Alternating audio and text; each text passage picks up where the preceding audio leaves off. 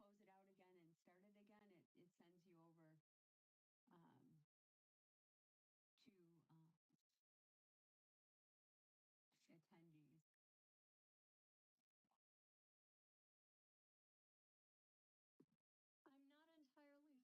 why I can't get my camera to work. I am on the road and using my tablet, so Okay. I apologize that I'm not functioning very well here. Well, there's been a rash of that going around, so my family and DC. I got it. Yeah, I think it was passed to you this time. So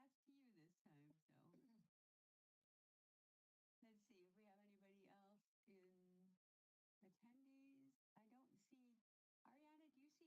for an invite to me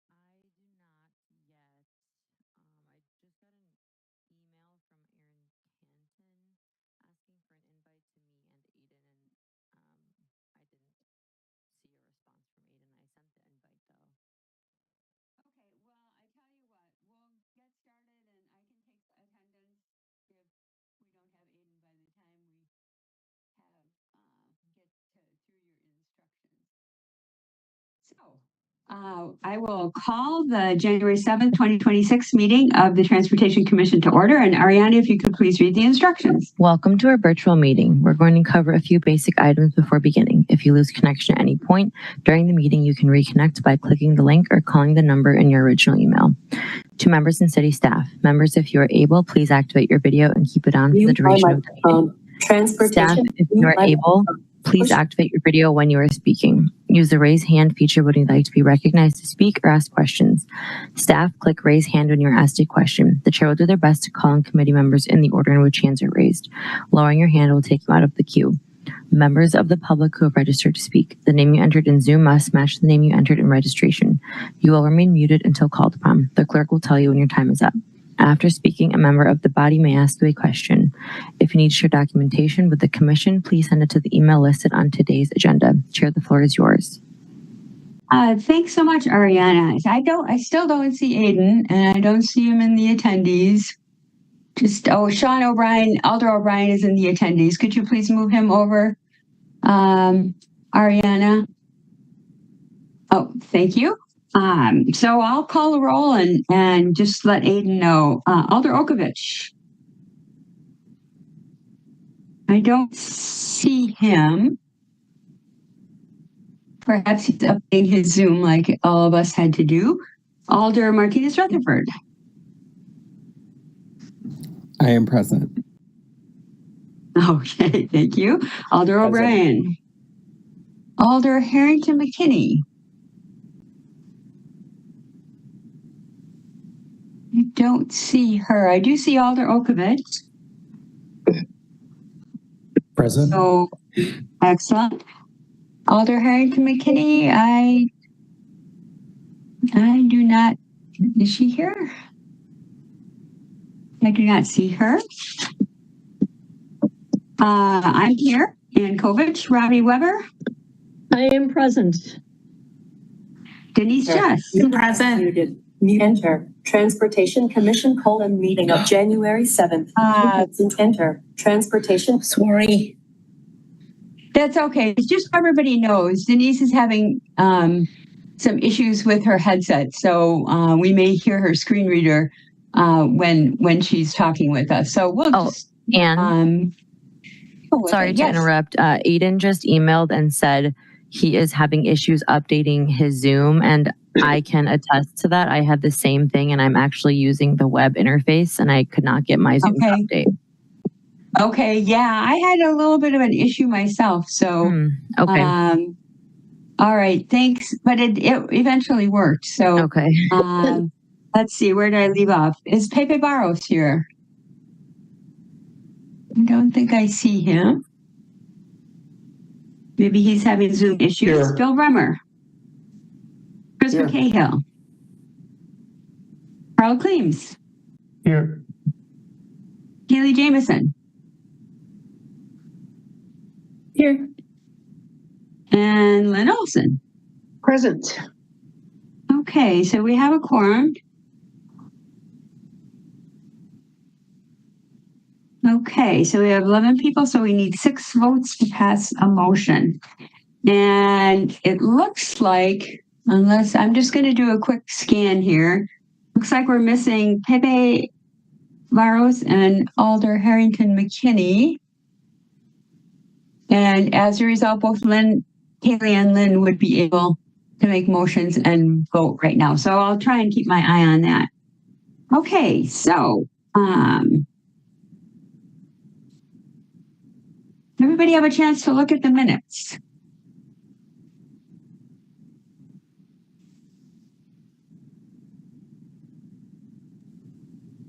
Alder Okovich. I'll move to approve the minutes.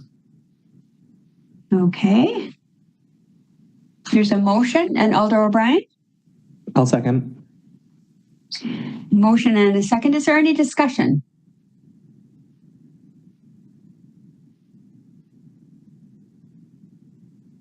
Okay, I'm seeing no hands. I'm going to assume unanimous consent vote unless anybody wishes to vote no or abstain. If so, please raise your hand.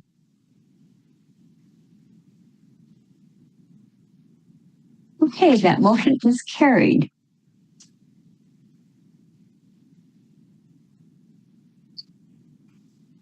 Ariana, can you please tell me, since Aiden's not here, if we have anybody registered to speak under item number 1? We do not. Okay. Are there any disclosures or recusals this evening? Harold. Yeah, regarding the Beltline item, I want to disclose that I'm on the board of directors of Madison Bikes, who was part of one of the advisory groups that Wisdot had reached out to. And we also signed a letter with other organizations providing input on the Beltline project. Okay, but that won't affect your ability to make motions or vote on this issue? It's just a disclosure, not a recusal? Correct. Excellent. Thank you. Abby. Ditto on being on the board of directors for Madison Bikes, and I am also on the one of the advisory committees for the Beltline. So I've been participating in the BEL. Okay, but again, disclosure, not recusal? Correct. Excellent. Okay, thank you. Alder Okovich? Yes, I would also like to disclose that I'm one of the leads for Madison is for People, which also signed a letter regarding the Beltline expansion. Okay, but again, disclosure, not recusal, correct? Yeah, will not affect my vote. Okay, excellent. Thank you. Okay, anybody else? All right. Let's move on to the consent agenda. First off, I'm just going to let you know that item number 3 is on the consent agenda, but we're going to need to separate it and pull it from the consent agenda because it's not ready. So we're going to have to deal with it separately. So the only thing that's on the consent agenda is item number 2. So does anybody wish to pull it from the consent agenda? Have any questions or anything they wish to discuss on that? And if I can just verify, Ariana, we don't have anybody registered to speak on item number 2? No, just item 4. Okay, just item 4. Okay, great. Thank you. Okay, did everybody have an opportunity to review it? And is there a motion on the consent agenda? Bill? I'll make a motion for approval of the consent agenda. Okay, thank you. Harold? Second. Okay, there's a motion and a second. I'm going to assume a unanimous consent vote unless anybody wishes to vote no or abstain. If so, please raise your hand.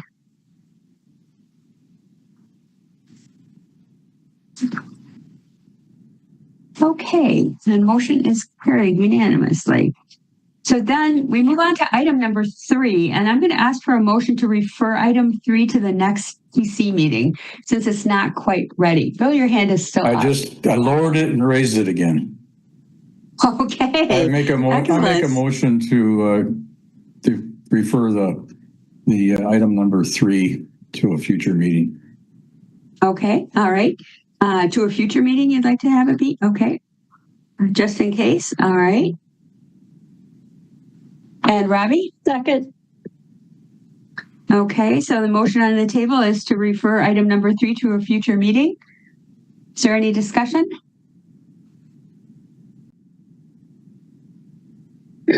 Okay, seeing no hands, I'm going to assume a unanimous consent vote unless anybody wishes to vote no or abstain. If so, please raise your hand. Okay, thanks. So we move on to item number 4, and I know we do have people registered to speak on item 4, so we'll do what we normally do, and that is we will hear from staff, and we'll hold questions and discussion until we've heard from both staff and then from the public, and then we'll have questions and discussion. So why don't we go ahead with staff first, and then we'll move on to the public. And if Aiden is still not here, I think I just got I was thinking I just got an email from him, but I don't think I did. And if he's still not here, Ariana, if you could help me with the registrants when we get to that point, I would appreciate it. Yeah, no problem. Okay, excellent. Thanks. So, Christoph, are you going to lead the charge here? I'm going to lead the charge here, and I'm getting ready to show the presentation right now. Okay, thank you so much. Excuse me, Christoph. Yeah. Ariana, Aiden is in the attendees. If you could move them over into panelist, that would be great. Thanks. Okay. Can everybody see my title slide here? Yes, we can. Okay. Then I will get started. We are here to talk about the WSDOT Beltline Planning and Environmental Linkages Study, the PEL study, which is very timely since we are in the midst of figuring out what the city's response will be. This is somewhat unusual, obviously, in that we have city staff presenting on a project that is not a city project. We are doing that because as a city, we need to decide what our opinions, what our input to WSDOT on this project is.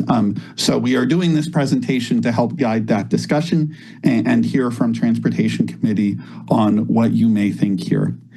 We do have some WSDOT staff on today, including Jeff Behrens, so they are also able to answer questions from the WSDOT perspective when we get to Q&A later. So first of all, what is a PEL study? It is the first step in the federal process for a transportation project. It is intended to identify transportation issues, develop a clear project purpose, and evaluate alternatives. This is essentially what comes before a NEPA process. This is incredibly important because what it is doing, it is defining what will be evaluated in NEPA. And that means that this is the moment to, first of all, make sure that everything we would want to be included in a project is included. But secondly, that things which do not meet the goals of the project are not included. So this study looks at the entire length of the Beltline within Madison city limits and a little beyond, US Highway 14 to County Highway N.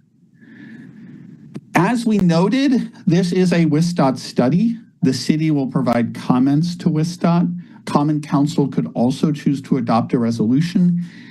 Any members of the public who have comments on this should submit them to WSDOT. Comments that go to us are not part of the public record on this project. So we definitely appreciate all of the public comments we have gotten and are continuing to get, and they are definitely informing our response to WSDOT, but they are not going to be part of the public record on the project if they go only to us. They need to go to WSDOT to become part of that record. WSDOT is considering a whole range of different things on this project. That includes travel lanes, it includes interchanges, it includes weaves, it includes road crossings and connections, it includes pedestrian and bicycle connections, it includes transit priority, and includes park and rides. And in a lot of ways, they're setting this up as a kind of menu.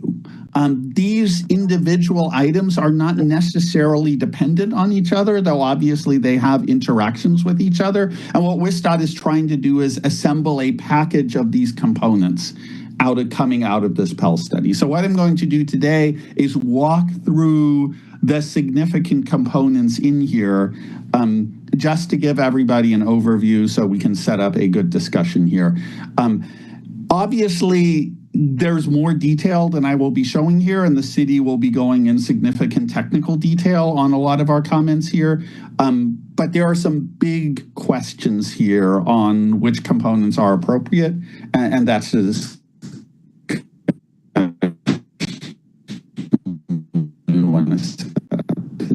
We're having trouble hearing you. One of the things considered is an addition of a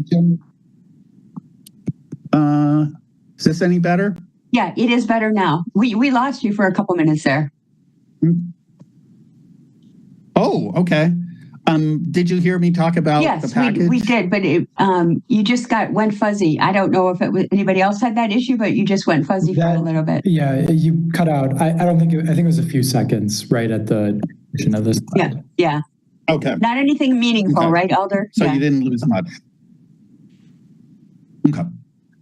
So one of the things being considered here is the addition of a the addition of a general purpose lane along the entire length of the Beltline. So that would be an additional lane in each direction for the entire length of the Beltline.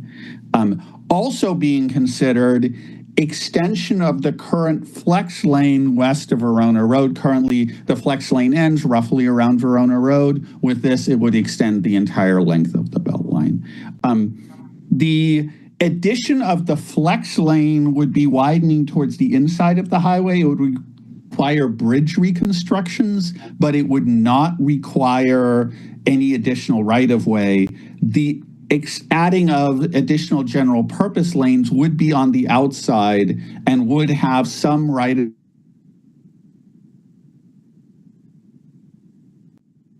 You just froze up, Christoph.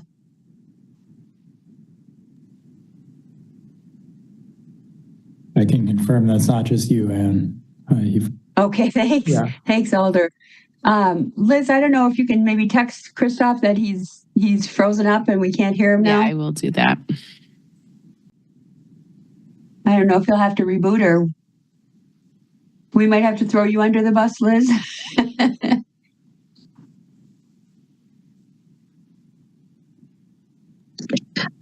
Ironically, I am on the road, so I am not in Madison, but I was getting updates that there was a Spectrum outage all day. So maybe that's a problem other people are having. Don't say that. I use Spectrum for my internet, so yikes. It seems I have my just before the meeting. Okay, well, I have my tablet, which also has a phone line connected, so I should be able to get on that way. But it looks like we totally lost him because we lost the presentation too. Maybe he's rebooting.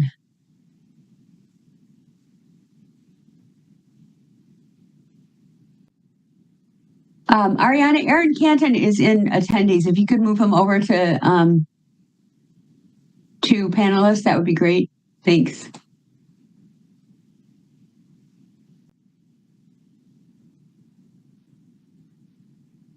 And I saw that Pepe joined us. So at this point, you would not be able to make motions or vote, but I'll keep watching the participants as we go forward.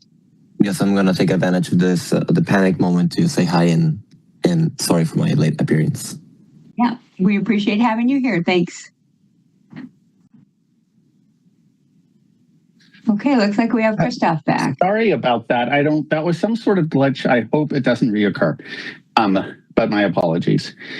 Okay, so what we are used to when we are driving on a highway is that usually an on-ramp precedes an off-ramp. So there is a period like you see at the top here where the traffic entering the highway has to merge left into the main lanes while a different set of cars is trying to merge right to get out of the main lanes. And this obviously causes a set of conflicts. So the way a weave structure addresses that is by having the off-ramp come ahead of the on-ramp and the on-ramp be on an overpass that crosses over the off-ramp. This eliminates the highway and definitely improves geometry, especially where on-ramps and off-ramps are fairly closely spaced. However, there are real impacts to this. One is property impacts. Every one of these proposed structures has some impacts on properties. What you can see on these diagrams is every place where you see a little orange shape here is a house that would be displaced. Every blue dot right there is a commercial property that would be displaced. It also adds visual impacts because this is an elevated structure alongside the highway. And because it is an elevated structure, it can also broadcast noise further because the cars are further up. And in general, encourage faster vehicle speeds even as cars are exiting the freeway. So the weaves being proposed, this is Old Sauk and Mineral Point right here. You can see 13 residential displacements, 1 commercial displacement, 2 parking impacts, plus some sign and utility impacts. The second one at Whitney Way and Midvale. This one has 13 residential displacements, 5 commercial displacements, 6 parking impacts, as well as possible wetland impacts because of the adjacent park. Fish Hatch and Park Street. This one is very complex because of the adjacent Park Street interchange, and that results in some major commercial relocations. You can see a total of 6 of them there, but no residential relocations, some parking impacts. And finally, John Nolan and Broadway. This is a relatively straightforward one commercial relocation. This would be eastbound only. And then outside of our city limits, this is Monona and Stoughton, which would have wetland impacts, but no displacements. So those are the proposed weave structures. WSDOT is also proposing a number of interchange changes with reconfigurations of interchanges and ramps, as well as just general expansion at all interchanges. I am not going to go into all of these in detail, but I want to highlight one of them, which is Verona Road. This is an interchange which, as you know, was rebuilt fairly recently, but traffic through here has definitely continued to increase. WSDOT is looking at 4 different opportunities, 4 different designs here: a free flow system interchange, a full diverging diamond, a partial diverging diamond, and a lower speed free flow interchange. To the right, you are seeing the full free flow interchange. To give an idea of the level of change that this could involve, everything that is dark gray is new pavement. Light gray is existing pavement. So this would be a pretty almost complete rebuild of what is there right now. And it could have very significant property impacts. This version has up to 21 business and 33 household relocations. However, some of these versions, the diverging diamonds and the lower speed, lower impact, do have fewer impacts. There are some opportunities in this. What you can see here is some new crossings, new connections for Midvale Boulevard, which would actually bring back some local roadway connections in this area. But this would be a pretty major project, even if you considered it unto itself. WSDOT is also considering a series of new roadway connections. We think these are really interesting because there are some extended gaps along the Beltline where there is no way for a car to cross the Beltline. They're also interesting as the Beltline carries a lot of local traffic, partially because some trips have to take the Beltline. There's trips that go on the Beltline for only one exit. So these might actually be an opportunity not just to better connect the city, but actually to take some local traffic off the highway and to definitely to take local traffic off the intersections at the highway, which are also some of the most dangerous intersections in the city. First one here is west of Gammon Road. This connects Walk Road to West Town Mall. I'll note the images you're seeing here is ones we generated to help us understand what's going on here. This is recommended in the Southwest Area Plan, also has the benefit of improving access to transit by allowing people to cross the freeway to get to a bus route here. And east of Gammon Road, roadway underpass, this would replace an existing bike ped underpass here from Seabold and Struck over to Grand Canyon, also in the Southwest Area Plan. A west of Whitney Way roadway overpass, also in the Southwest Area Plan, that would connect Kessel Court to O'Donnell Road. A west of Park Street roadway overpass. Notably, this is a version of the Perry Street connection that we are independently studying, though we are making sure these two projects are working closely with each other. And so this would connect something like Cyan on the south to Perry Street on the north. There's a couple of alternatives. We'll note that this and the next project actually also set up an opportunity to possibly straighten out some Metro bus routes, including Route G or Route H, which have fairly complex routings and to some degree duplicate other routes here simply because there aren't enough places to cross the Beltline. The next one here actually crosses Highway 14, not the Beltline, but adjacent to the Beltline, creating a roadway that is parallel to the Beltline from Stewart Street to Novation Parkway. That whole area around Novation Parkway is sort of a giant urban cul-de-sac ringed by highways and railroad tracks. And this would provide another connection into that and a roadway connection to the west, which they currently don't have at all. This, like mentioned, would also possibly help out straighten out some Metro bus routes. Also being considered, a John Nolan Drive to West Broadway roadway connection. There is a railroad track in between there, so this is a connection you can currently make as a pedestrian or bicyclist, but not on a car, and two areas which are simply not connected by local roadways. On a staff side, we have also looked at this area and wondered if a connection southwards to Nob Hill might actually be appropriate here, since there really is no connection from that Nob Hill area over to John Nolan Drive. In addition to the roadway crossings, all of which would include ped bike facilities, they have also looking at 8 different new ped bike connections. One set would be north or south of Old Sauk Road. Another set west of Gammon. This is a ped bike only version of what we earlier saw as a roadway project. I will note that in many cases, the ped bike projects have lower impacts than the roadway projects. Some of these roadway projects involve property acquisition or even displacements. If you are doing a ped bike underpass, you can fit that in a smaller footprint than a roadway underpass. So it often has less property impacts. In this case, for example, it impacts some parking lots, but no buildings. Forward Drive, ped bike bridge right here. This is, again, one of those places where there really is no connection right now, even though there's activity on both sides of the highway. West of Whitney Way, ped bike connections. Here you can see that crossing that sort of goes from Schrader across the Beltline to Udana and Tokay. And then there's also a series of adjacent connections that connect the West Town Path over to the Southwest Commuter Path. You can see that right here going along the edge of the Beltline. And a little further down the highway, a connection that connects Seminole to Cannonball Path.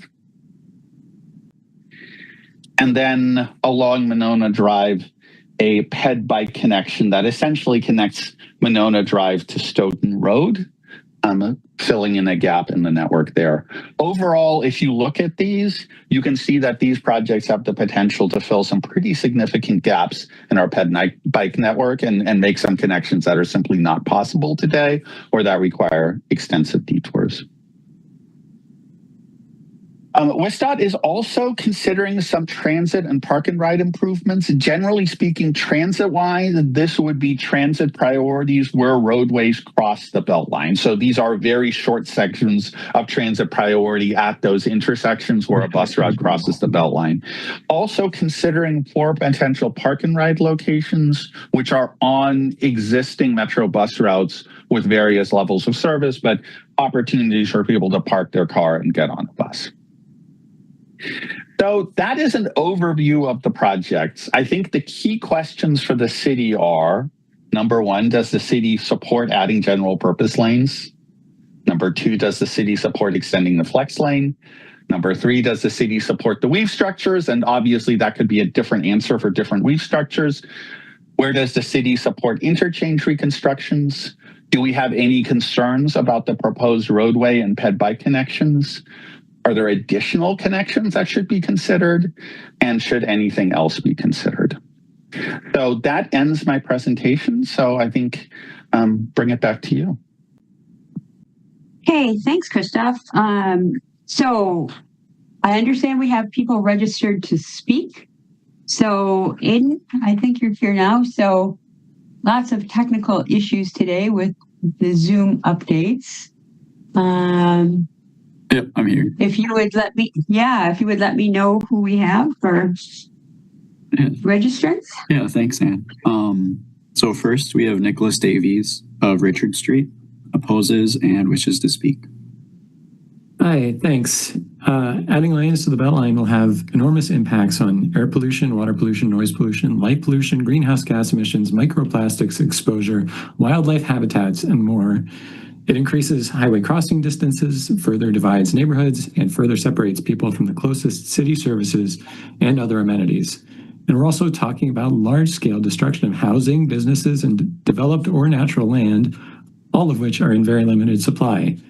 It will also negatively impact safety with the existing footprint already enabling drivers to reach speeds of upwards of 100 miles an hour. When DOTs add lanes like this, it only takes 2 years or so on average for those new lanes to fill up. WSDOT is using projected regional population growth through 2050 to justify these additional lanes. But if they construct these lanes in 2030, for example, the capacity expansion might only reduce congestion until 2032 and do absolutely nothing for people in 2033, 2034, let alone 2050. The absurd thing is we've seen this firsthand. They just finished adding lanes to the Beltline a couple of years ago, and here we are again talking about adding more lanes. There's a lot of potential to improve operations of the Beltline and its impact on the neighborhood, such as improving Beltline crossings for people on foot and on bike. However, I'm worried that the safety is incompatible with WSDOT's wishes for free-flowing ramps, particularly in interchanges like Windy Way. I see potential benefits in the bike ped connections they're proposing and some of the added street connections, but I would urge you not to ruin existing low-stress bike ped connections by opening them up to cars. The $2 billion that they want to spend on this could go so much further in miles of sidewalk, bike facilities, bus service, or real safety improvements. And WSDOT is seeking these weave lanes to deal with close interchange spacings, but the cheaper, safer alternative would be to just eliminate redundant interchanges. This could, for example, turn Seminole Highway into a local arterial. So overall, I see potentially beneficial elements of this plan, but the main elements, the big ticket items, are really not worth it. I think we should, if it would be possible to put the brakes on this project entirely, I would be for that. Thank you. Thanks, Nick. Does anybody have a question for the registrant? Any TC members or alders?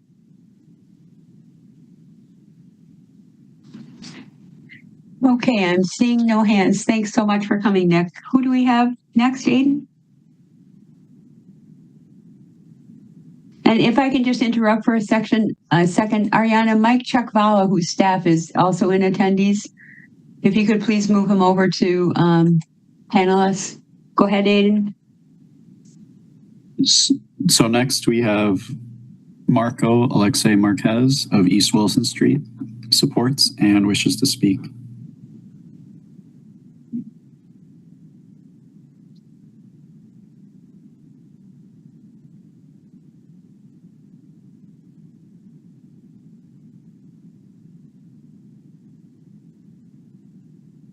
I think we have him here. I don't see him.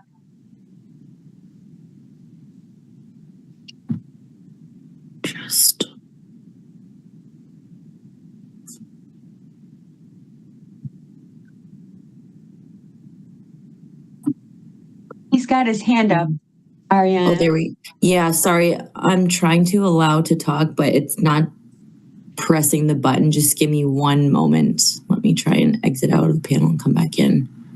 We're having lots of technology fun today, huh?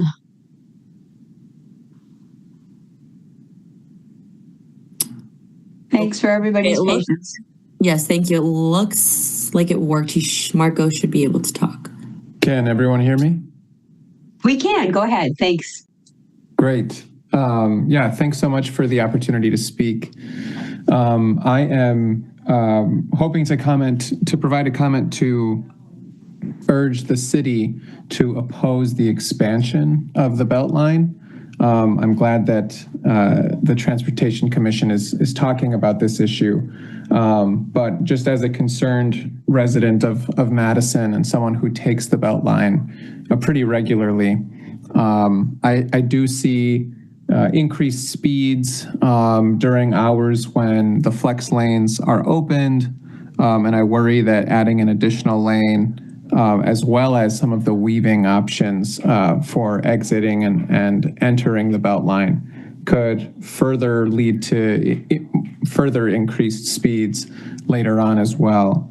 But in general, I am very in favor of looking for strategies to connect roads so that we could be able to take some traffic off of the Beltline. I think that's a better priority. I know that there are large trends towards a much larger population in the Madison area over the next 20 or 30 years. But building an additional lane and adding or extending the flex lane as well, I think will only encourage more people to take the highways, or to take the Beltline, which is a public health issue, a climate issue, an economic issue, a safety issue. And so I am encouraging the city of Madison and the Transportation Commission to oppose that specific portion of the PELS study, which is the inclusion of the additional general purpose lane, but also to oppose the extending of the flex lane and the weaving structures as well. We've seen time and time again, billions of dollars being poured into these projects, which will ultimately disrupt current traffic patterns for that construction, and then ultimately traffic returning to previous levels about 2 to 5 years after construction is completed. And with our projections for population growth in the city, we're going to be spending millions, billions of dollars on some of these solutions, which are going to be rendered moot shortly thereafter. So yeah, I think that the city should be prioritizing ways to get cars off of the Beltline and connecting roads a little bit more efficiently and prioritizing pedestrian, bicycle, and transit accessibility and safety. Thank you. Thank you. Thank you very much for coming and sharing your thoughts. Does anybody have a question? Robbie, go ahead. Yeah, I'm just going to say this for all the speakers, because in case you tuned in late, this is a WSDOT project, and our transportation director emphasized that if you want your comments to be part of the record for WSDOT for this project, you must send them to WSDOT. We very much appreciate your comments here at this meeting. It helps inform what our reaction is going to be and our recommendation to WSDOT. But it's very, very important that everybody also send their comments directly to WSDOT. So I just wanted to make sure that all of the speakers knew that and that they got a chance to provide input directly to Wisconsin DOT, who is really leading this project. Thank you. Yeah, thanks, Robbie. That's really important. And I'll ask Aiden if he could please send an email to all of the people who submitted emails telling them exactly the same thing, that by January 15th, Christoph, I'm right on that date, that comments from the public have to be in by January 15th. Is that correct? That's the current comment deadline. I know there have been some thinking about potentially extending that, but I think currently that is still the official comment deadline unless WSDOT says otherwise. Okay.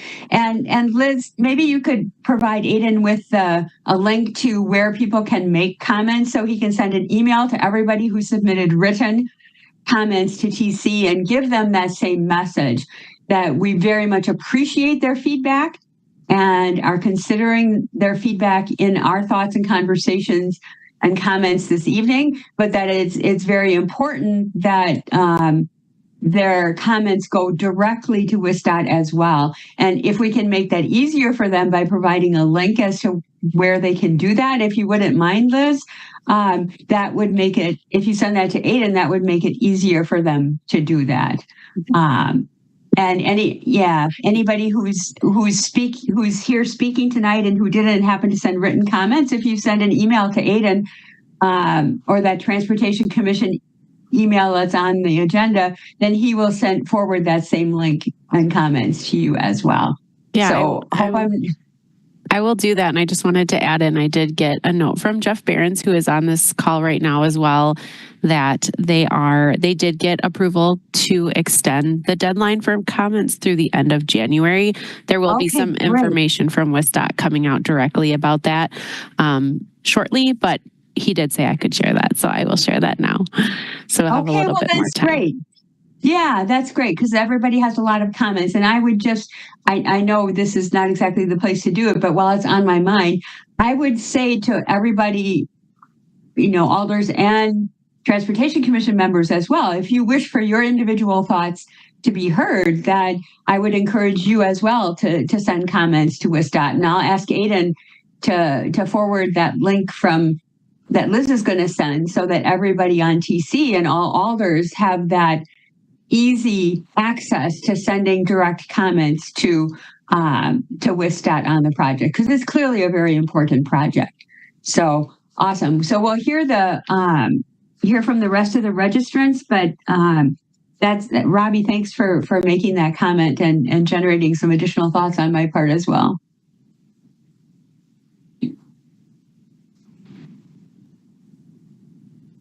So who do we have next, Aiden? So next we have Rhonda Connor of Burr Oak Lane, neither supports nor opposes and wishes to speak.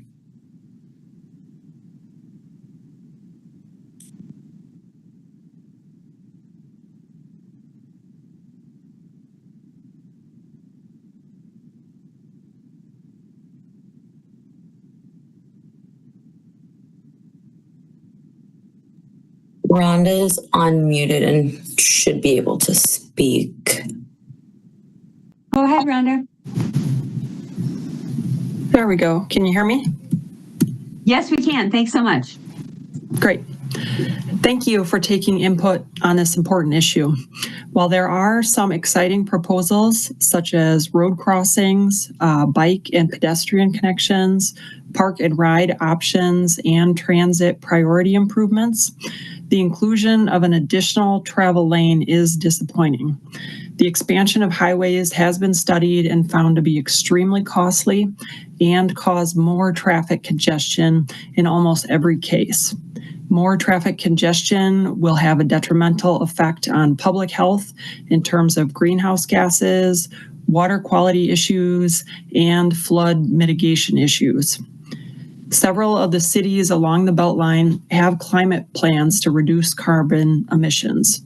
In order to reduce emissions, we need to prioritize walking, biking, and transit projects over highway expansion projects.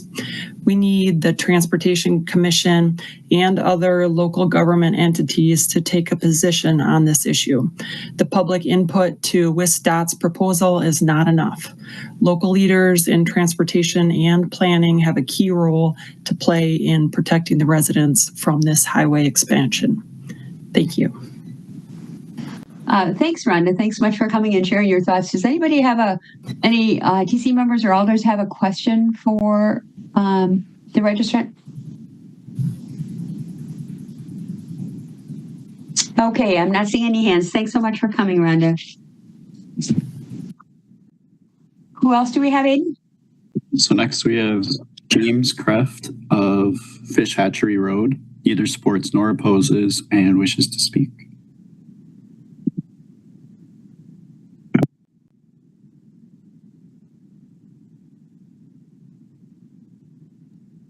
Jim was having ability to speak and now they're gone. Uh-oh, he was there and now he's gone. He's back. If you can unmute him, that would be great. Okay. I think I'm here now. Sorry about that. Okay. You are, and we can hear you. Thanks. Okay. So I just wanted to echo the other speakers who have provided fantastic input and just get a couple other things to just consider. One is to look back in the early 50s, the city had a master plan of where the freeways were going to be. There were supposed to be the Southwest Commuter Path was going to be a freeway. There were going to be multiple freeways through the isthmus. Highway, and then people said, no, this is not the way we want to go. And we are so lucky that happened. Think about how different this city would be if there were multiple freeways running through its heart. We don't have to think very hard because you can look at most American cities. Madison is so lucky to not have that. And as we've noted, this is going to be just an incredibly incredibly expensive project, multiple billions of dollars. And it's just, I want to think about how that same money, right, a BRT line costs $100 to $200 million. We could build BRT utopia with this level of money that we're talking about here. And provide, again, right, the traffic we're supporting here is not through traffic. It is local traffic from one place to another. BOT's own numbers show the majority of traffic of people who enter the Beltline leave it within 4 or 5 exits. So there are so many more effective ways for DOT and for the city to find to enable this type of intercity, interregional transportation than adding more lanes for all the reasons that previous commenters gave. So thank you very much. And I'm looking forward to the city's response. Thank you so much for coming and sharing your thoughts. Does anybody have a question for the registrant? Okay, seeing none, thanks for coming and sharing your thoughts. Do we have anybody else, Aiden? Yes. Next, we have Don Ferber of Alice Avenue, neither supports nor opposes, and wishes to speak. Thank you. I guess you can hear me? Yes, we can. Thanks so much. Thank you. I appreciate this opportunity to speak, and I should say I'm somebody who survived a Zoom update today too, so I can be here. The reason I registered in neither support or oppose is very much in line with what most of the other speakers have said already. I think there are advantages to things that are in the proposal, but I am very much opposed to the expansion of lanes on the Beltline. You've already heard a lot of reasons for that. I would add that I think it actually increases the safety risks if you have more lanes with people having to cross more lanes, but you also have issues in terms of emergency vehicles, in terms of snow plowing and clearing, as well as runoff and all that. So I think you're exacerbating problems. And if you're going to expand the Beltline and induce more traffic, not just serve what's there, they already talked about the Verona interchange. That was a massive project that they decided they would do, this massive project to fix the problem once and for all. And a few years later now, they're back saying, gee, we might have to fix this again. It's not working. If you expand the Beltline further, I think you're adding to the likelihood you're going to have to spend additional billions there, to do that. And then what other impacts have you had elsewhere? So I think it ends up being a sort of cumulative problem that we're accentuating if we're going to add more lanes. Instead, I very much favor some of the solutions that have been offered in terms of more crossings for roads and for bicyclists. I think they can go together on the same facility, providing there's enough separation provided for the bicyclists too, so it is safe for them. But one thing I think has not been mentioned in terms of when we're looking at the traffic issue is the growth in e-bikes. If you provide more opportunities for people to go across the Beltline, I think more people may use the e-bikes to traverse those areas and not even have to get into cars as much. Whereas right now, if you have to go down the Beltline, you're not going to do that on an e-bike. I think there's a basic also difference in perception here that the DOT is looking to serve traffic and move people through. Whereas I think for our purposes in Madison, we should be looking at how do we connect people in the community, especially people who don't have good other alternatives. Beltlines and huge highways divide. I think in some communities are already looking at taking them down to actually connect communities, and they've had some success with that. I'm not suggesting we take down the Beltline here, but certainly not expand it. The issue of costs and also buses has been brought up too, and I think that's a critical one to look at. You already mentioned that in a couple of cases, it might add to bus capabilities of crossing the Beltline more expeditiously. If you have more crossings, I think you can also potentially look at more bus routes and options to do that and serve people better at a much lower cost and also without all the added pollution and so on. By the way, in terms of pollution, I forgot to mention there's an added factor too, beyond what we think about the pollution from the cars and the noise from the vehicles going down the Beltline. And that's with tires, that even if you're moving to EVs, there is toxic pollution from the dust from those tires. We're just concentrating that on a given area if we're going to have more traffic come through there. Therefore, I do not support the solution that's been provided of having more lanes, but rather let's look at this as how we connect the community and move people through areas to connect with each other more expeditiously and get them off these main thoroughfares and onto other roads that are safer and have more limited speeds. Thank you. Thanks so much for coming and sharing your thoughts. Does anybody have a question for the registrant?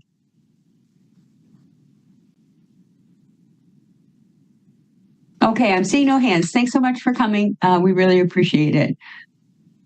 Okay, that looks like everybody. Do you have anybody else registered to speak, Aiden? We had one more. Jack Plaster of Stockton Court opposes, but I didn't, and wishes to speak, but I didn't see them in the registrant list. No, I don't see him either. Ariana, do you see him by any chance in yours? No, and I never saw Jack appear in the attendees.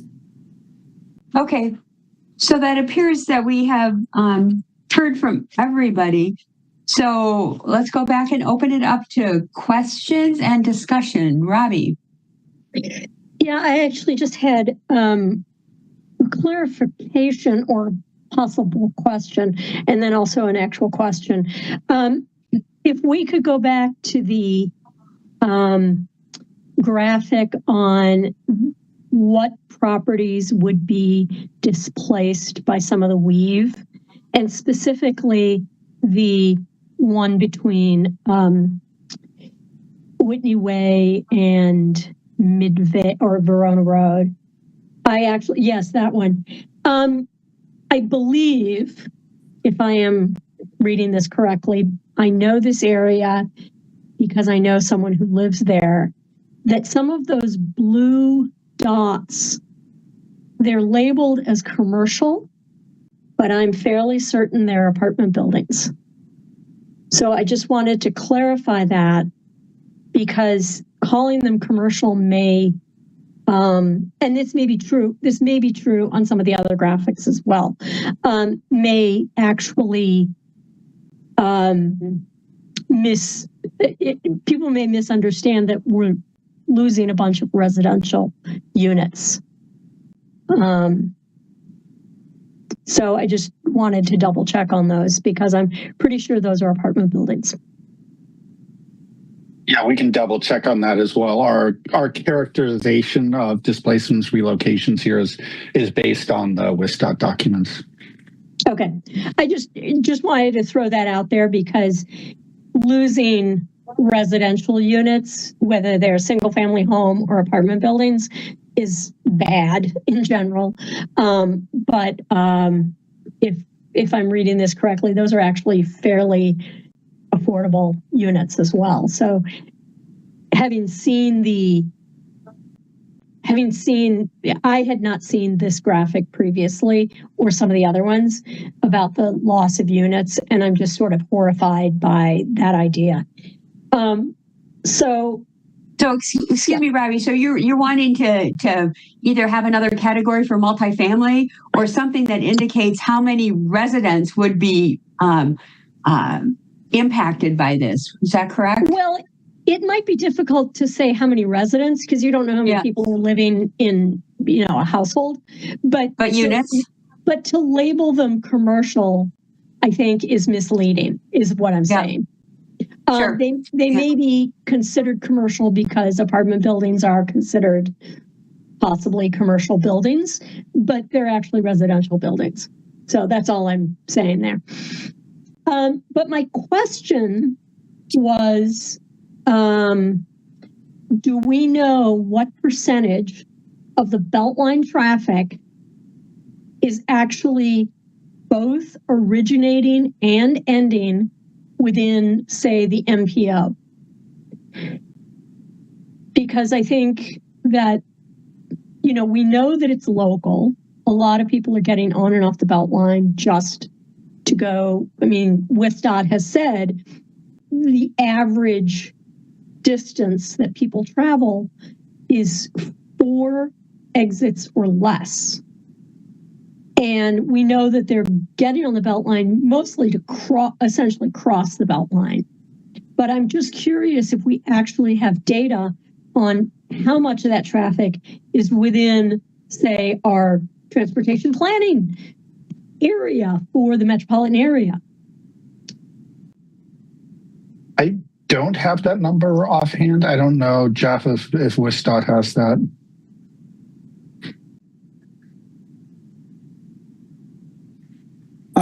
I don't know if you can hear me. We can hear you, Jeff. I don't have it off the top of my head. I don't know if the MPO with their street light data would have that, but Robbie, you are correct that a very high percentage of the traffic on the belt gets on the Beltline and exits within 4 exits. Yep. Well, as you know, I brought this up right at the beginning of the process and thought that that was relevant information. And to know that 4 years later, we don't have that information is distressing, because I think that having that information could inform alternative ways to move people besides by expanding the Beltline.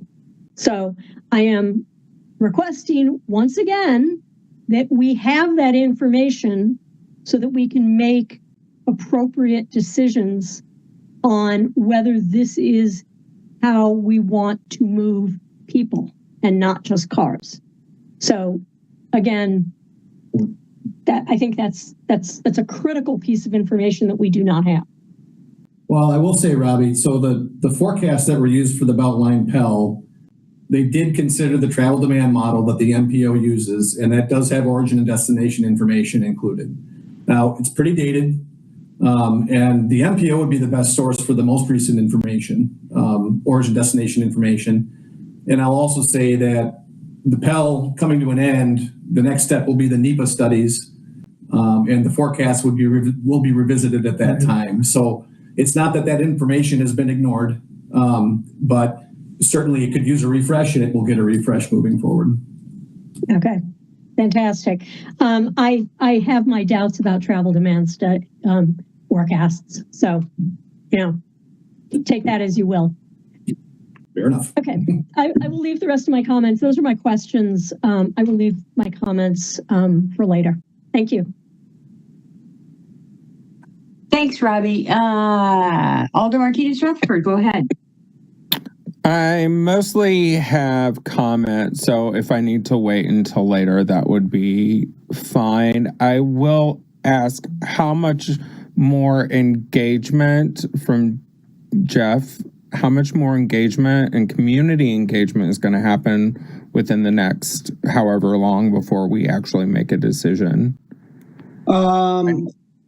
Oh, go ahead. Sorry. I was just going to say, I know that you've had a robust strategy around Stoughton, and we've really, really appreciated that. And I just want to know how much of that will happen with Beltline. Yeah, with where we're at, we had our last public involvement meeting on December 4th, where we presented the Pell study report, the draft Pell study report, and our preferred strategy package, which contains those different options that we're proposing to be carried forward and evaluated in more detail in future NEPA studies. So my plan, as far as reaching out, I'll get an email out next week letting people know that our comment period for that particular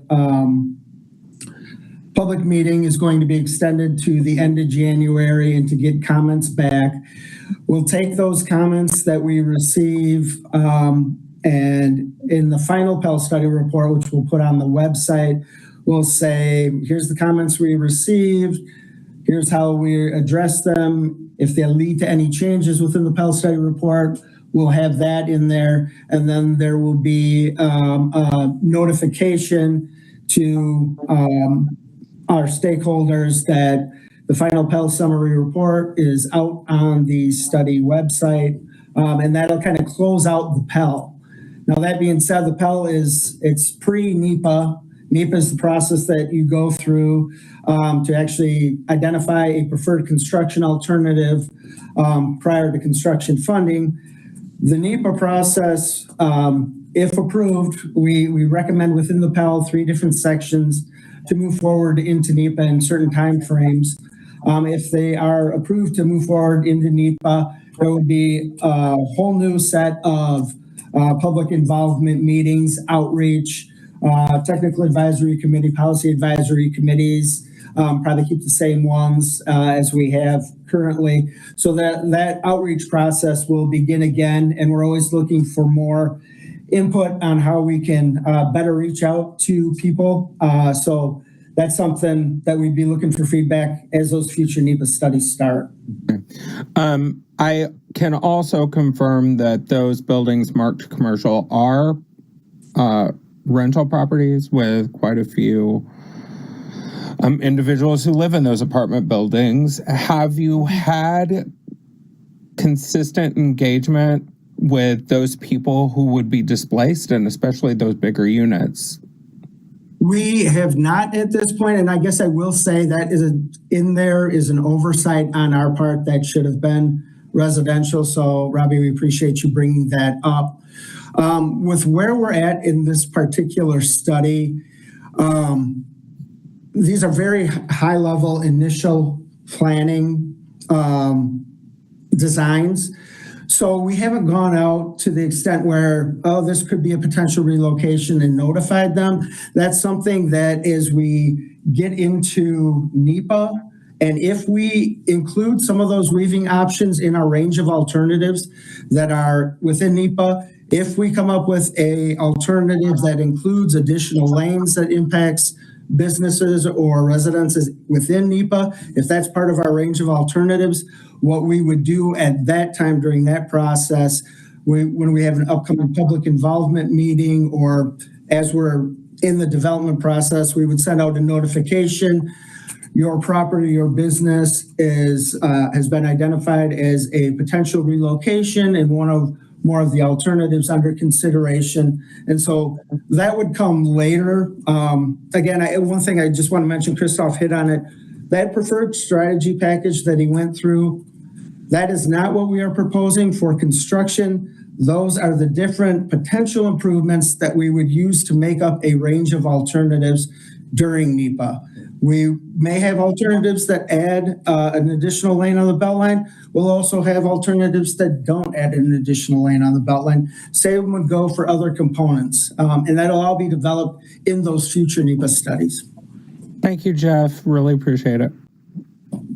Before I move on to anybody else, I have to ask, with all the technology issues that we've had today, I see Jack Plaster, who was that person we were looking for comments. Does anybody object to us hearing from him now since he's here?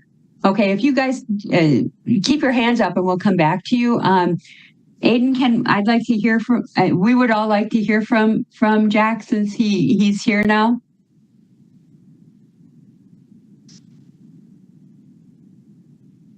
Ariana, can you unmute him? Jack is unmuted. I'm not hearing anything. Jack, are you there?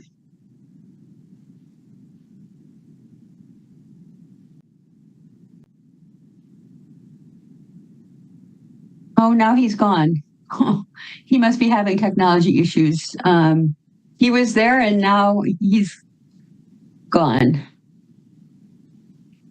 Oh, well, we'll keep watching. And if he comes back again, perhaps we can take a time out and listen to him. Ariana, could you kind of watch for that, please? And I'll try and watch too. Yep. Okay, great. Alder O'Brien, you're next. Thanks. Yeah, thank you so much for coming out this evening. I have just a couple of questions about the street connections. I am curious to know more about what the impacts on some of those street connections would be into some of the neighborhoods.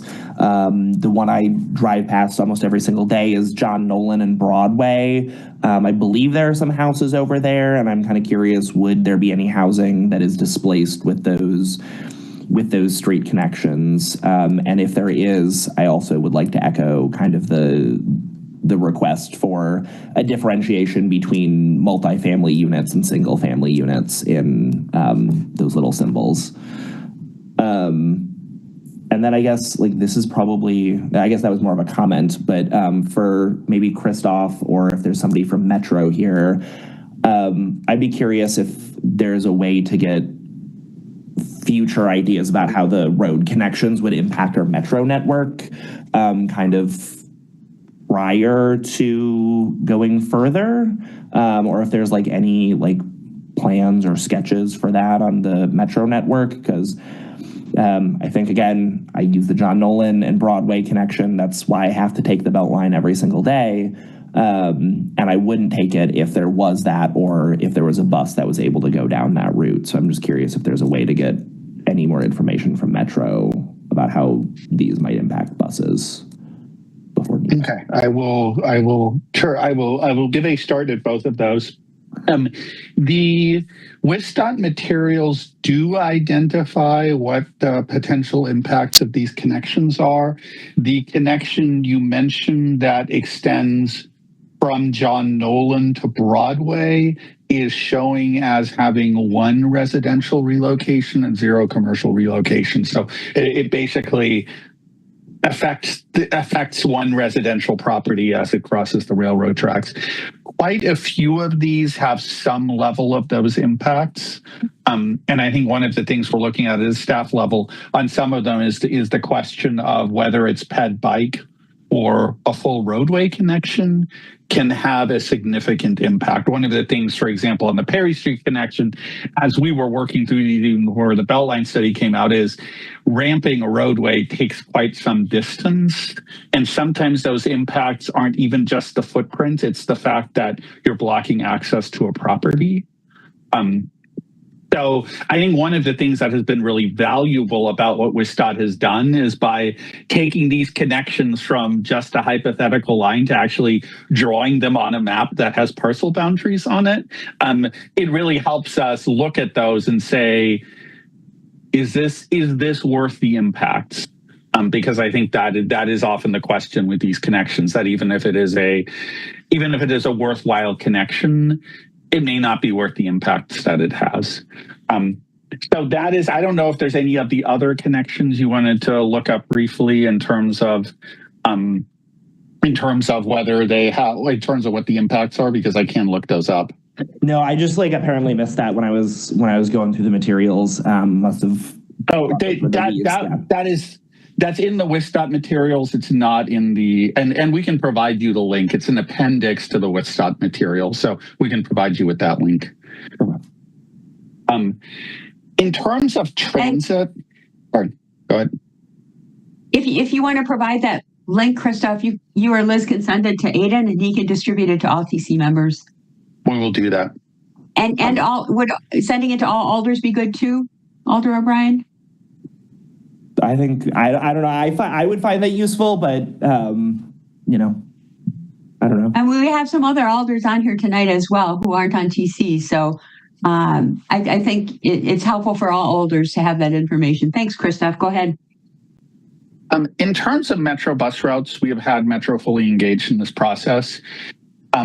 We have not looked at opportunities for new routes because that is a larger system planning effort. We have taken some looks at opportunities for where this would affect current routes. And I will note that possibly the biggest is what the G does. I will go ahead and pull this up on screen so that you all see what I'm talking about.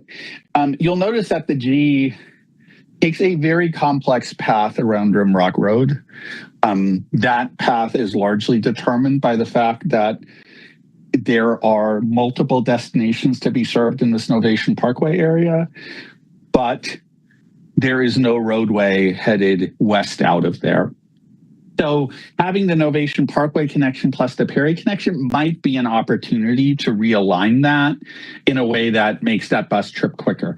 I will note, though, that kind of realigning would mean the bus wouldn't serve certain stops. So this is not a recommendation for realigning. It is simply saying that infrastructure might provide the opportunity, and that might be worth considering. Other than that, we did not see any cases where current routes would likely be rerouted as a result of these, but obviously some of these would set up the opportunity to create additional local routes. But absent a system plan, we're not sure which ones those are. Okay, thank you.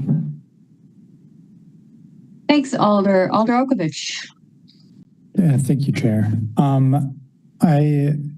I think this is a question for you, Christoph. So the documents that we were just looking at tonight showed the relocations that would occur as a result of the weave highways, but I don't think we discussed, you mentioned there would be additional right-of-way required if there was a lane extension. Is there any information on that? We have some information, and I think this is one that I'll pass on to WSDOT. As I understand it from the WSDOT information, there's something like 0 to 5 residential and 0 to 5 commercial. But the WSDOT drawings I saw seem to show both the weaves and the general purpose lane together. So I don't know what is the case if it is a general purpose lane with no weave improvements. Okay. And of the pictures we looked at tonight, are the general purpose lane and the weave improvements? Jeff, actually, can you clarify on that? Yeah, those are, that is kind of the worst case scenario impact wise with those. And can I just mention one other thing? I apologize. The connection from that Alder O'Brien mentioned earlier from Broadway to John Nolan, apparently we didn't do a great job within our documentation, but that connection was dismissed later on in the study. We did carry it a long way through the process, but then I think it was feedback that we got from our Technical Advisory Committee and Policy Advisory Committee about potential impacts along that stretch of roadway to the homes there. Jeff, were there other? That connection is very difficult, getting over the railroad tracks and back down. Yes. The geometrics and feedback that we got from our different committees where that connection was dismissed. That doesn't mean that it couldn't technically come back in NEPA based on any feedback that we get, but I just want to put it out there that we did end up dismissing that through coordination with our committees during the study, and probably didn't bring that across as well as we should have, because I think we've heard that from a few different folks. So apologize for that. Thanks for that clarification. Anything else, Alder? Go ahead. Yeah, I'm just wondering, do we have an estimate of the total cost of the project? And obviously it depends a lot on which alternatives we choose, but do we know how the alternatives would impact that? You know, what the cost of a lane expansion is versus some of these street connections? We don't have overall costs put together at this point. When we looked at, when we went through this process, we developed a different range of strategy packages, from higher mobility packages that added lanes to lower mobility packages. So we had relative costs. We're kind of apprehensive at this early stage of throwing numbers out there, because then people kind of take that and it takes on a life of its own. As I mentioned before, that preferred strategy package is everything that we think warrants further investigation. And what's in there is going to make up the different alternatives that we would look at in more detail in NEPA. And as I said, we would have probably some higher mobility ones where you would look at additional lanes on the Beltline. We'll have some that don't. And the costs, obviously, between those different alternatives is going to vary. So kind of the path that we've taken at this point is that we want to go through, develop those range of alternatives, identify the impacts in more detail related to those, as well as the costs, and get the feedback on that at that time. I can say that if you were to take all of the different components in that preferred strategy package, you'd be talking several $100 million to do that. But with where we're at, we don't want to put any numbers together. That's when you move on to NEPA, we'll do that. Okay, thank you. Thanks, Alder. Harold, go ahead.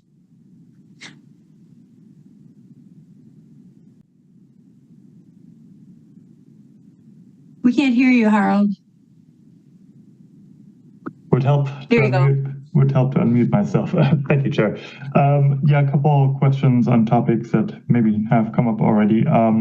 The transit priority piece, Christoph, I think I heard you say that would be specifically for the places where there are crossings. And so I'm trying to imagine, what does that look like? And is that like we have a bus lane on an underpass or overpass, or we get better signalization?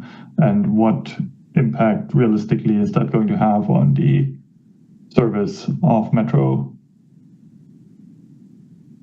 I think it's a range of things at different intersections. It could be a short segment of bus lane, could be some signal priority. In some of these cases, there already are bus lanes crossing here. So it is a variety of features. I think generally speaking, on a frequent route or a busy route, any level of transit priority is helpful. And we have some instances where crossings of highways are the gaps in the priority. But we are sort of at a staff level sorting through those in detail and getting specific responses one by one. But generally speaking, a route that crosses the Beltline will be improved, could be improved where it crosses. It's not going to dramatically influence the reliability of the entire route to have one intersection function better. And I noticed Yang just turned camera on, so I don't know if you wanted to say something. Go ahead, Yang. Yeah, Christoph is definitely correct on those. I just want to mention that many of the intersections crossing Beltline actually are under the VSTAR control. So right now we operate most of the signals for them, but they are officially the owner of those intersections. We to do any kind of a transit priority, we have to work closely with them as well. So thank you. Thank you. The other question is about the topic of property impacts. So we talked about the ones related to the weaves. We talked about the ones related to the potential expansion. I don't think we have talked as much about the interchanges that are being proposed, except maybe for the Verona Road. Are there already maps that have like the property impacts related to the interchange designs? They do have maps in that same packet of those interchanges. I think they're not all fleshed out to the same level of detail as some of the crossings and so forth are. So I don't know if they all have full level of impact associated with them. And I think a lot of them are more or less within the current right of way. That is why we highlighted Verona, because it is by far the most impactful. I'll note there are also some very impactful concepts for Stoughton, but given that the Stoughton project is sort of working through those, we didn't feature those here. I don't know if Wisdot wants to add anything there. Yeah, Christoph, you're right. Some of the interchange options we have are more stick drawings, some are more detailed. One thing I'll say related to that, again, we're at the high level concept, the high concept level. So we wanted to identify what we think we can work based on the data that we had when we did that. Obviously, when a new NEPA study starts, we will go out and get new traffic counts. So what's currently in the Pell summary report, that all needs to be reevaluated, much like pretty much everything in there as we get new traffic data, new safety data, and things like that. But there is some more detailed stuff that does show impacts within there, but not for all the interchanges. I will say that the ones that don't have the more detailed layout, we would anticipate don't have a lot of impact. Yeah, they would be more minor. That's why we didn't do a more detailed layout. So you can get a sense of it if you flip through them. Okay, that's helpful. And has the city done any like back of the envelope calculation on like, okay, like if we take all, like, let's call it the maximum impact case of like what the impact would be on property tax revenue and loss of housing units and commercial units? I don't believe we've actually run that number, but I think you're right. That is a good number to look at. Yeah, I think that would be really helpful to like get a sense because once there's a highway, there's no more property tax. And then related to costs, so we've talked about overall costs. How does the cost sharing between Wisdot and the city work for these kind of large scale projects? That is a very big topic. Essentially, highway expansion projects do not, on a high level, and I think I'm sure we'll have something to add here. Highway expansion projects do not involve cost sharing. New local roadway connections, pedestrian bike connections can. New interchanges can as well, but we're not really talking about those here. We're talking about expanding existing interchanges. So depending on how Wisdot evaluates these connections and what the benefit of the connections is, there is definitely a possibility that some of these projects could involve significant city cost share if they were to move forward. Yeah, I'd agree with you.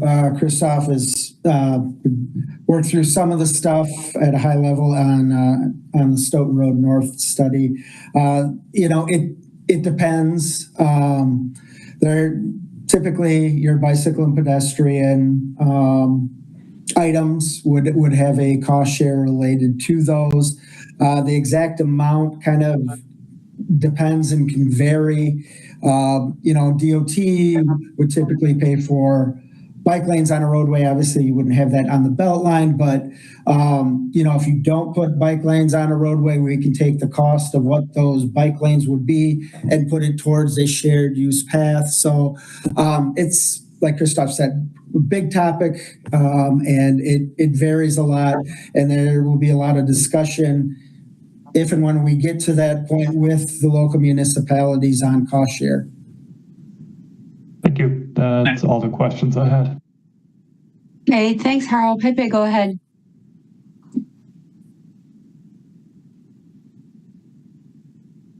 Pepe, are you there? Thank you. Yes, I'm here. Just trying to find the button. Trying to find the button. Yeah, no, we've been having so many technical issues tonight that I just thought I'd check in. For sure. Well, feel like people have covered very good some of the comments. I still have a few comments that I can make, maybe save for later if this discussion will extend. But the one question I still have, and I'm wondering, I don't think it's been covered yet, is when we talk about, and I want to bring back the topic of transportation demand studies, since this is like heavily based on that, I'm hearing when we use the transportation demand numbers, are we like, is this design, or I mean, again, I know this is not like final design, it's just high level, but the general need that we are proposing here, is it based on peak hour numbers? Is it based on non-peak hour numbers? Is it a combination? How that works?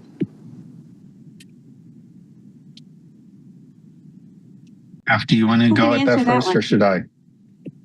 Yeah, here, I think Jeff Howland from Strand, our consultant project manager, traffic engineer, will let him handle that. Yeah, we were just fumbling for the mute button like everyone else. So, so the performance measures that the needs are based on for this study are primarily peak hour numbers. And so now there was a long discussion at the beginning of the study about what design hour we should use. And it is using a K250 design hour, which, not to get too technical, but that is a lower peak, which is acceptable in urban areas, depending on the reviewing agency and that sort of thing. So it's a little bit of it's muted a little bit due to the fact that this is an urban area, but it is an AM and a PM peak hour need that we're primarily focused on from an operations standpoint. But the objectives for the Beltline Pell study, and those presumably will lead into the purpose and need for future NEPA studies, are very multimodal in nature and not solely based on level of service and motor vehicle operations. They're also based on accessibility and other modes, connectivity and things like that. Yeah, and what I'll add to that is WSDOT is very much following a standard process here, and then this is the process that we have set up in the transportation planning world and in federal law. But that process always comes with some limitations. One of those is we are trying to predict the future. And so every model has to build in a population growth that has to build the future land use. And we all know how interconnected land use you are assuming. To some degree, you are predetermining transportation decisions by doing that. The second is that these models are all trying to predict future human behavior, and we will never be able to do that perfectly. And so in reality, people are making decisions all the time on where they want to live and whether they go to a restaurant in their neighborhood or drive to a restaurant on the other side of town. And these models are having to try to predict those decisions. And they're also making decisions on what mode to use, whether they might take the bus or whether they might bike. And these models are trying to account for those decisions, but they will never get them perfectly. And so what we often find is that these models are inaccurate in multiple directions, and especially often the lower and worst possible outcome predictions you get for models often don't really materialize in the real world, because if you don't build that infrastructure, then people simply make different decisions.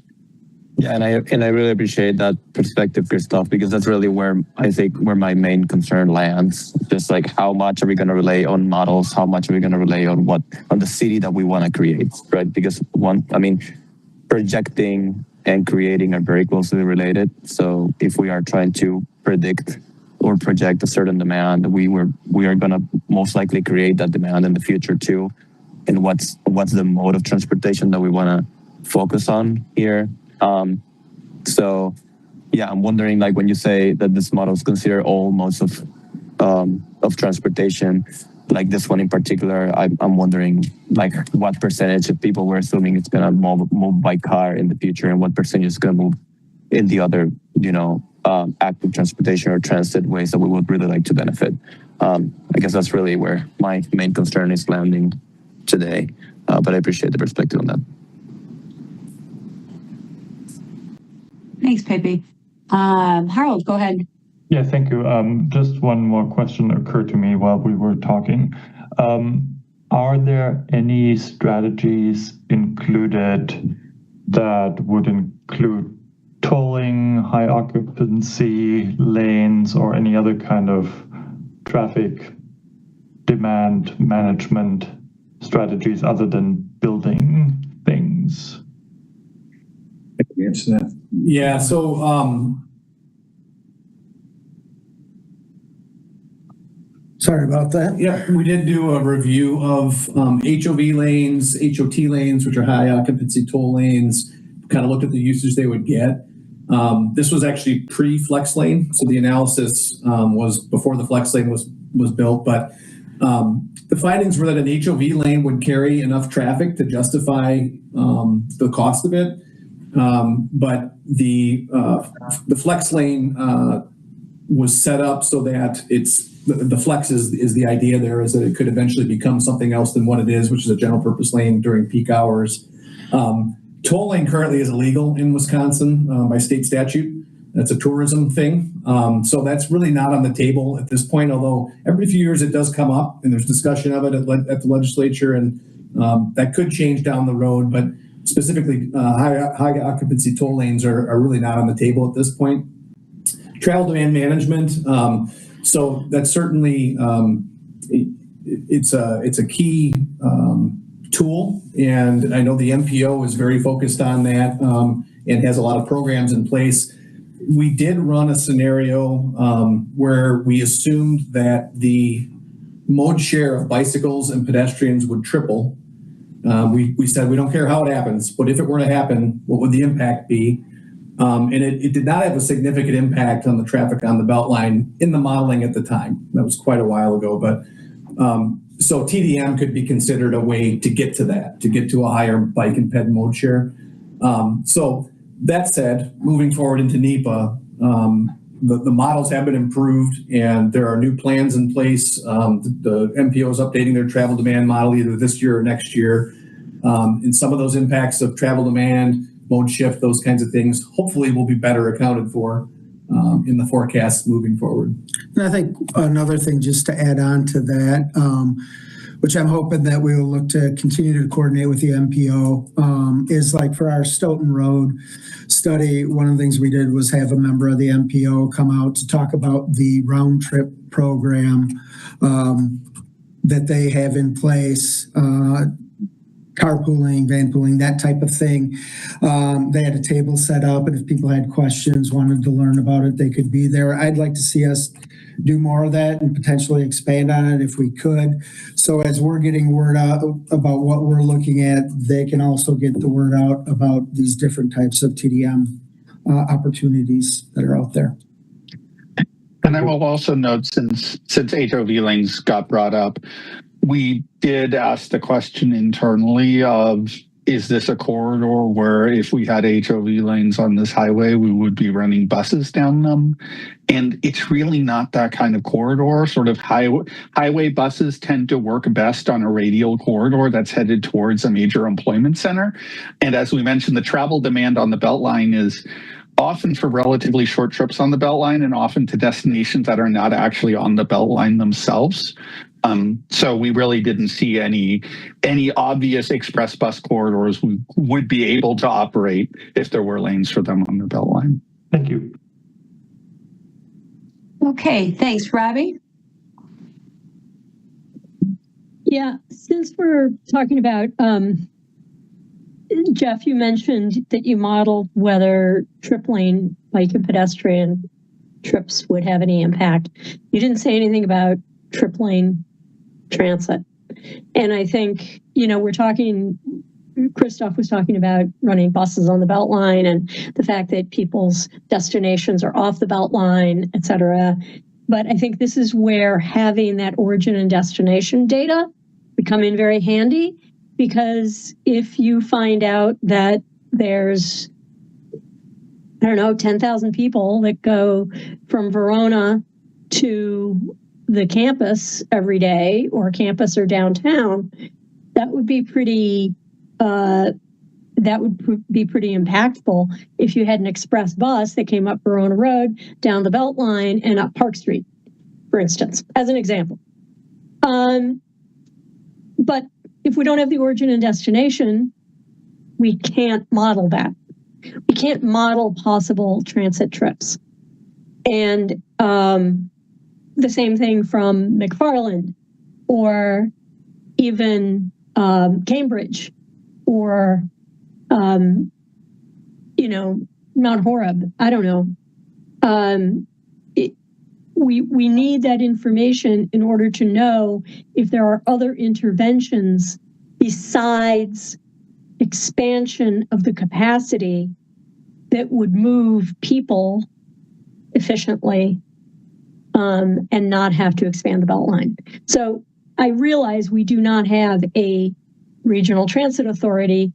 We do not really have regional transit planning for all effective purposes. But, if we don't have the information, we can't even consider it. So that's, I didn't hear you say anything about modeling tripling transit trips. Yeah. That's it. Yeah. You're right, Robbie. That scenario I mentioned was specific to bike and ped. We did look at BRT, and we looked at Transport 2020, which was light rail and those types of things as well. But your point is well taken. I mean, the data that you mentioned is going to be very important to inform the future models. The challenge is forecasting mode split in those models, and they're getting better at that based on land use and the types of trips. So it's getting better. It's never going to be perfect, like Christoph mentioned. It's a model, it's a tool. But I think you're spot on with the need for better data and that type of information. I will say also, in terms of transit planning, the department really looks to the locals for that. I mean, within a metro area, it's the MPO and the City of Madison and Metro. WSDOT relies on those agencies and tries to partner. WSDOT does a little more direct work on city to city type transit, but yeah, it's that's kind of the DOT policy for within those metro areas, is that we do look to the locals. They're the ones that know their needs out there and what they want. And like Jeff said, in the newest 2050 MPO plan, they went away from light rail. They've got the BRT. We've been working with Madison Metro and municipalities on how that can better be implemented with anything that we're looking to do, transit priority and things like that. So, that's kind of DOT policy for better or worse at this point. We look to the local plans and what the locals would like to see from a transit standpoint, and look to see how we can incorporate that into the different options that we're putting together with these studies. Right. So, I mean, yeah. I understand all of that. I have been round and round with the DOT on this, but, you get the transits, you get the transportation mode split that you build for. And if you build for cars, you get more cars. You build for more transit, you get more transit. You build for more walking and biking, you get more walking and biking. And obviously for distances of, 15 miles or more, or even 10 miles, there aren't that many people that are going to walk or bike. But there are a lot of people who will take transit, especially if it's competitive with driving. But that's only going to happen and the MPO and the city and these communities don't plan for regional transit because they know that WSDOT isn't going to support it. So instead, you build big highways, which are incredibly expensive, and that's what you get. You get people driving because they don't have another choice. So, I hate to beat a dead horse, but we're not looking at all of our alternatives. That's the point. And if it's the Department of Transportation and not the Department of Highways, we have to look at all the alternatives. And that includes regional transit, not just regional roads. Yeah, and I guess to that point, the locals can certainly look to start a transit study to look at those things in more detail as well, I would say. And Christoph has his hand up, so go ahead, Christoph. No, and we are about to start a major transit study, which is intended to, among other things, identify our next major transit corridors and also identify where we would be able to, like, if we were increasing transit service, where would we increase it? The caveat on that I will always say, and Jamie Acton will always say, is transit isn't just infrastructure, it's also operating dollars. So we're talking about a future with more transit service. We have to find a future in which we can fund more transit operations. And anybody who's watched the budget process knows that that is a tough thing on the city level. I also want to be clear on what I said earlier, which is that we didn't really see any obvious transit routes that would follow the Beltline. That is not the same as saying there are no transit improvements that would replace trips that are currently made on the Beltline.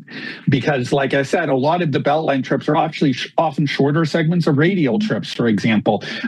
So that I do think there are improvements to regional and local bus service, which could allow people who are currently driving on the Beltline to take transit instead. I just think that transit would generally not be operating on the Beltline itself. Is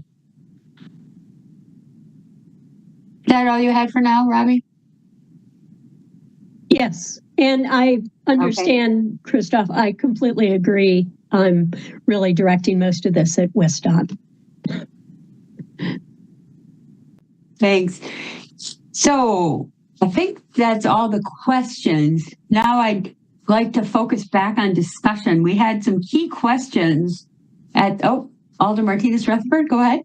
Yeah, if we want to address those key questions, starting with, does the city support adding general purpose lanes, was the top one and maybe the one we heard the most about. Alder Martinez Rutherford, go ahead. Yeah, thank you so much.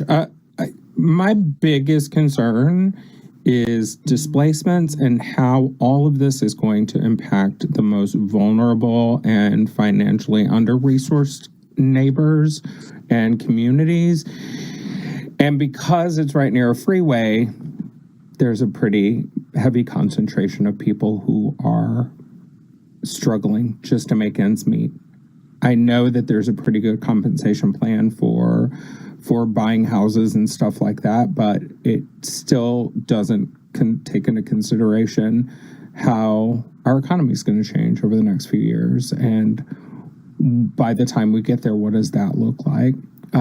I tend to agree with the bike ped infrastructure and any connector streets that we can connect our communities across the Beltline.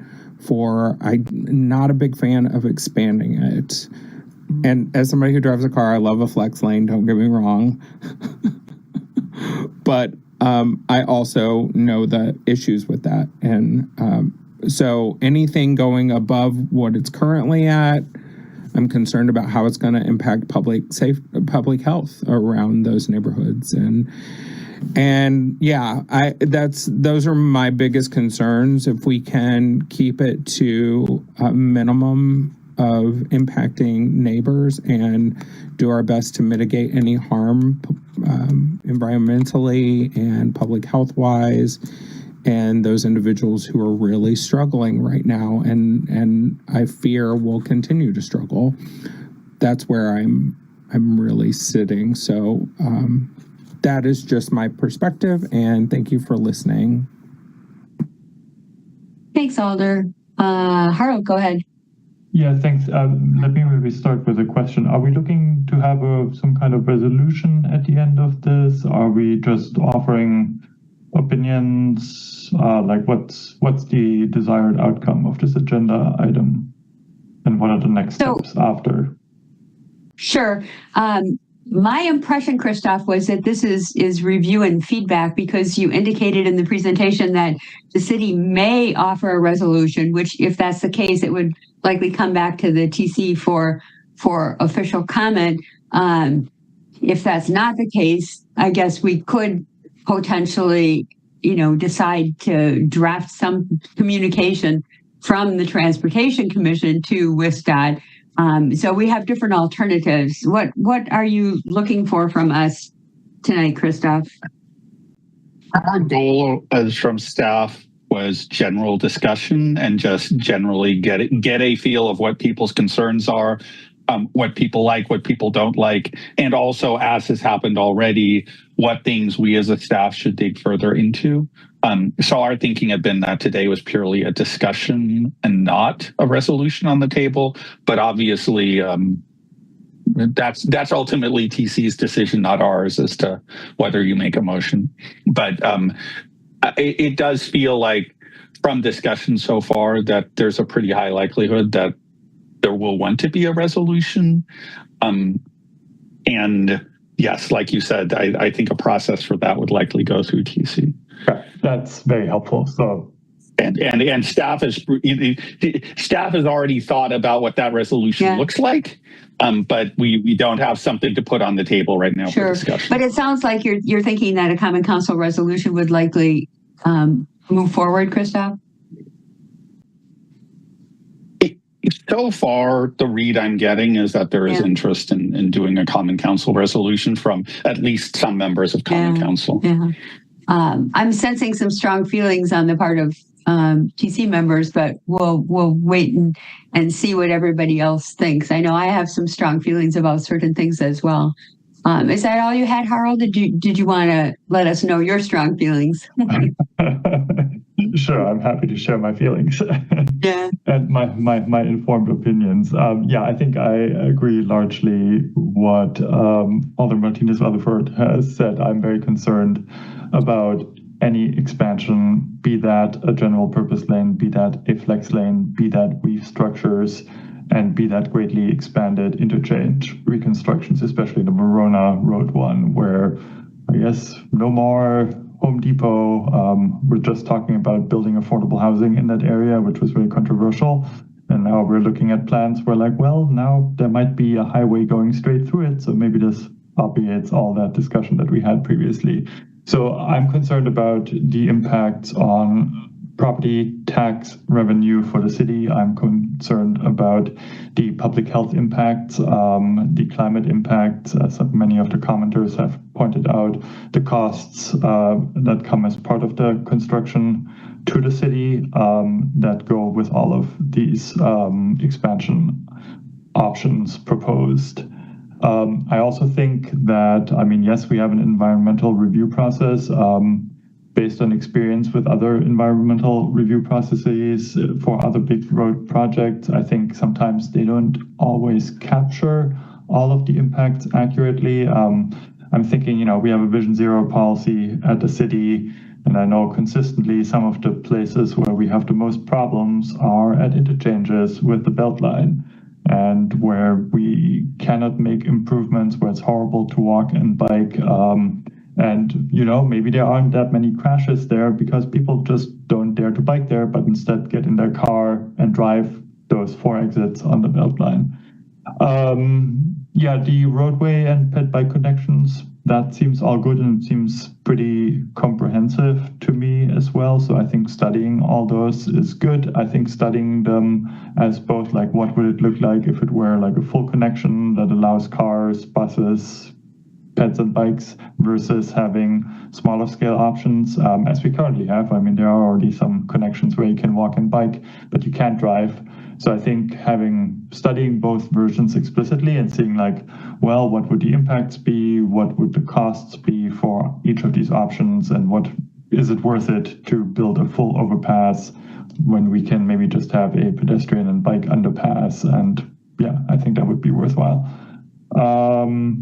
I think that's what my reaction is to the materials presented so far. And I think we really have to do some studying ourselves of what are these property impacts, how many units are we potentially going to lose, and that should inform the perspective that the city has, and thinking about what policies have we adopted: Vision Zero, Sustainable Madison Plan, greenhouse gas reduction targets, VMT reduction targets.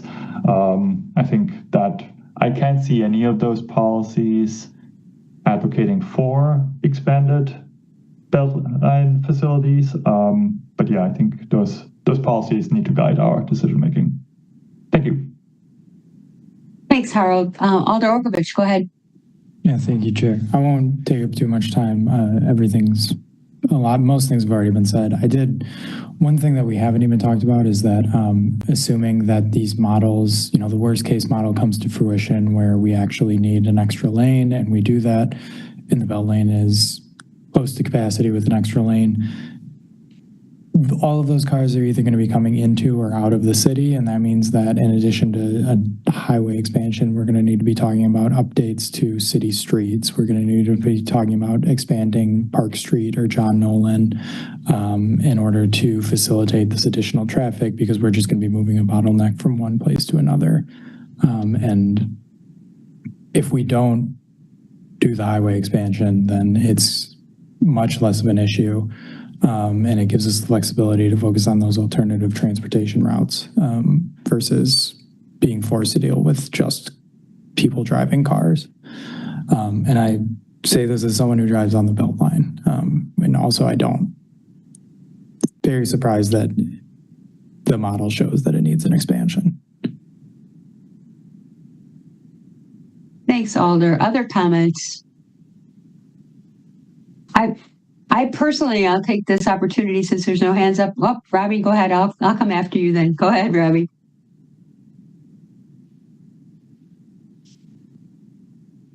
We can't hear you right now.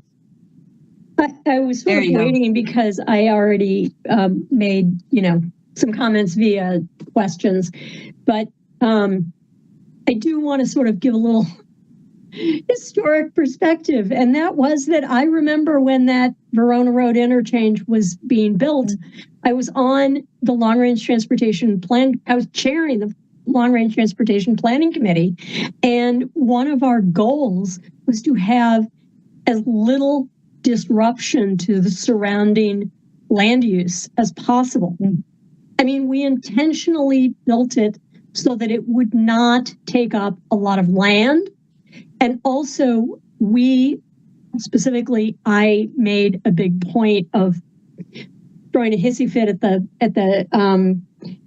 committee meeting that we needed pedestrian bike connections in all four directions across that interchange. That's why we have an underpass of Verona Road just south of the Beltline. We have crosswalks just north of the Beltline. We have an overpass just west of Verona Road. We also have an overpass just east of Verona Road, so that people can get across it.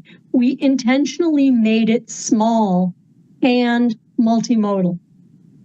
And what I'm seeing is throwing all of that out. And it's not good. It's not good in any capacity. I am absolutely horrified by the number of proposed displacements that would happen with these merge and flyover lanes and elevating them. That's just completely unacceptable because, as Alder Martinez Rutherford pointed out, a lot of those are low-income neighborhoods with affordable units. And the last thing that we need is to lose those residential units and make those neighborhoods less livable by making them louder, more polluted, and more dangerous.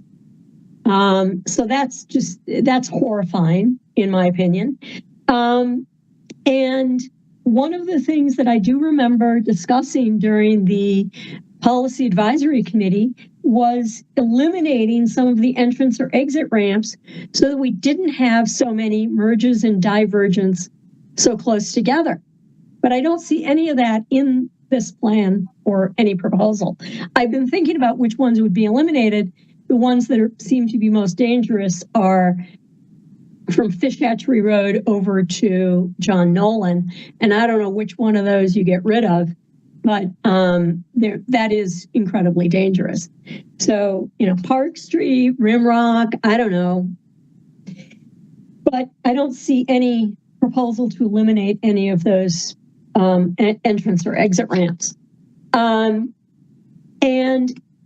as Alder Okovich pointed out, any increased capacity is just going to dump onto city streets. And as Harold pointed out, we already have safety issues around the Beltline entrance and exit ramps.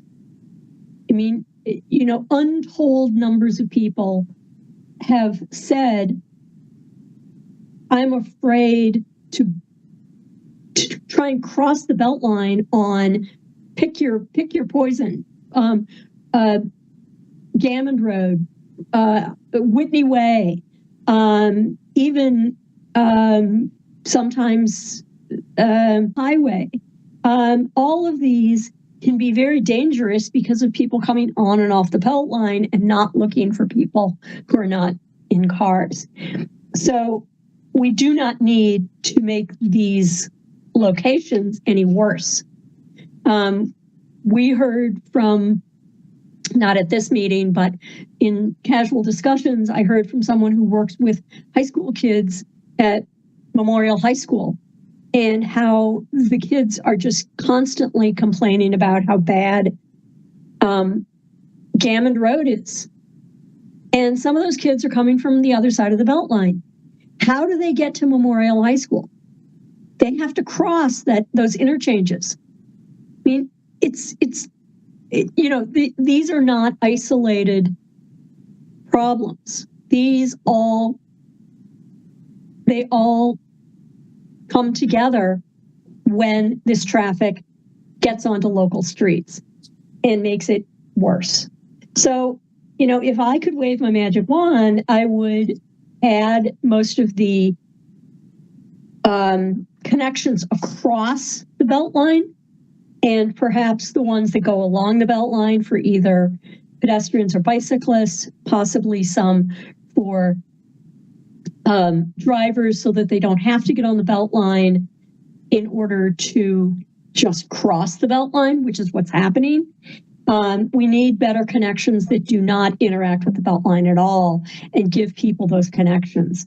And finally, one more historical perspective, and that is that a pedestrian bike overpass between Mineral Point Road and Old Sauk Road has been in the city transportation plan for over 25 years. It has been identified as a priority, and of course, it's never happened. So, you know, I'm glad to see it in this plan, but I'm not holding my breath, I guess. So again, try to get over to Target from the east side of the Beltline. How do you do that? I mean, both Mineral Point Road and Old Sauk Road are terrifying to walk and bike on because of the on and off ramps. We need connections that do not interact with on and off ramps or the Beltline at all.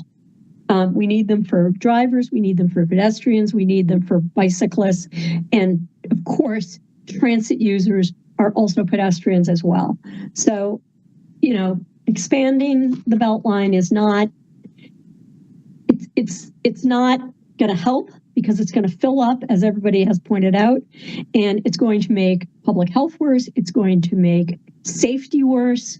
It's going to take out affordable housing, and it's going to just make connections for people not driving worse. So please give us some connections that do not involve additional lanes or additional ramps or additional flyovers and additional capacity. That's what the city needs. And that's what the people who are trying to move around the city need. They don't need more drivers coming through their neighborhoods. So that's it. Thank you for indulging me. Thanks, Robbie. I'm just going to say that I have been horrified and terrified every time I see a quarterly traffic safety report that reports on the horrendous speeds that have been recorded on the Beltline, and you know how really terrifying it is to hear about that. And so therefore I'm opposed to expansion, because the way that I see it is that's just going to allow for more vehicles and more speeding and more terrifying things to happen on the Beltline, with all the spillover impacts that everybody else has already talked about. So, you know, I don't drive on the Beltline that often, but when I do drive on the Beltline, I am constantly amazed at how fast people go. And I've talked about this on Moreland Road, just in my little neighborhood, having 2 parking lanes that are never used gives people 4 lanes going down the hill, and it causes people to speed because there's more lanes and it's more open. We've talked about this so often at Transportation Commission, that when you offer those more lanes and give people that opportunity, they drive faster, or so it appears, and we'll have more cars and more problems. And so I personally am opposed to expansion as well, because of what everybody else has said.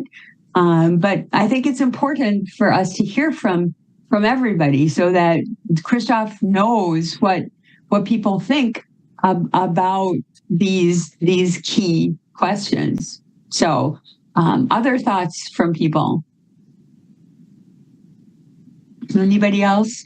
Glenn?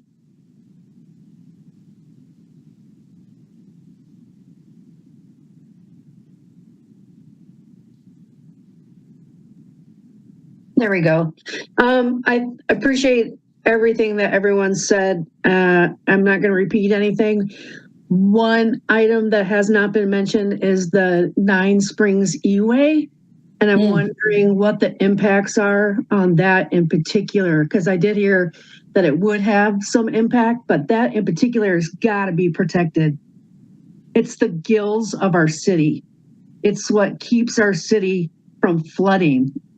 It's like the Everglades. If we don't have it, we got problems. So big ask. Please make sure that someone is checking on the Nine Springs E-Way and that nothing's going to infringe on its function. Thank you. Thanks. Denise, go ahead.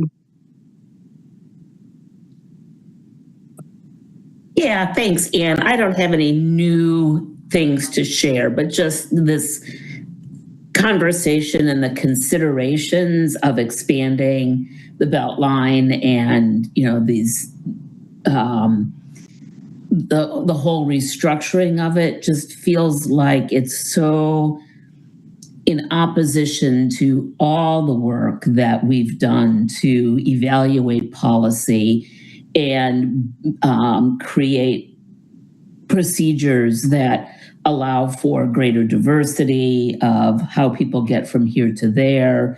It feels like it flies in the face of years and years of work. So for all the reasons that have been named, I mean, I'm just kind of sick to my stomach thinking about the displacements of humans. Those are real people living in those places. So that I'm a big fat no. And I do love the idea of exploring some of the ways to get across the Beltline. I just think that has some real power and potential. So I'd like to see the energy go there. So thanks, everybody. Thanks, Denise. Other thoughts from people? Anybody else have anything to share?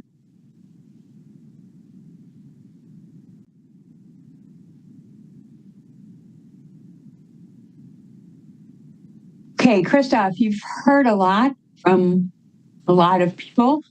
At this point, do you need anything else from us? Again, people can certainly send their personal thoughts. We're going to get a link from Aiden via Liz on where we can send our personal thoughts directly to WSDOT if we choose to do that. And I guess that's going to be by the end of the month with that expansion of the comment period. So Christoph, it doesn't sound like TC needs to think about having a TC memo or anything, because perhaps, most effective would be if Common Council does a resolution and TC reviews it and adds its comments onto that. Would that be the best? Yeah, I think that makes sense as a process. And yes, I think we have gotten very useful input here and very clear input, and some very valuable thoughts. We will send that additional material, and obviously if anybody here has any further thoughts, you can also always send me an email, send Liz an email, and we can incorporate those in our thinking as well.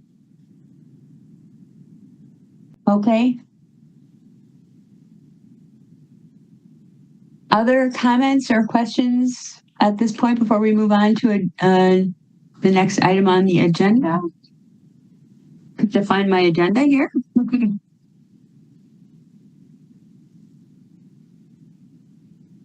Okay, I'm not seeing any hands. So thank you, Christoph and Liz and Jeff. And let's see, who else did we have here? We had Jeff Behrens and Jeff Held. If I missed anybody from WISDOT, I apologize. So very, very helpful to have all of that information. If we don't have anything, go ahead. And I will say, to echo that, thank you to WISDOT. They have been very, very good to work with throughout, very forthcoming with information. We really appreciate having them here. Yeah, it's great. And we understand this is just a preliminary, but people have very strong feelings. And so it's helpful to have this forum for Transportation Commission members and as well as members of the public to speak out. But it's also helpful to know that we should make those comments directly to WISDOT just so they're on record if people choose to do that. Anything else on this one? Nope.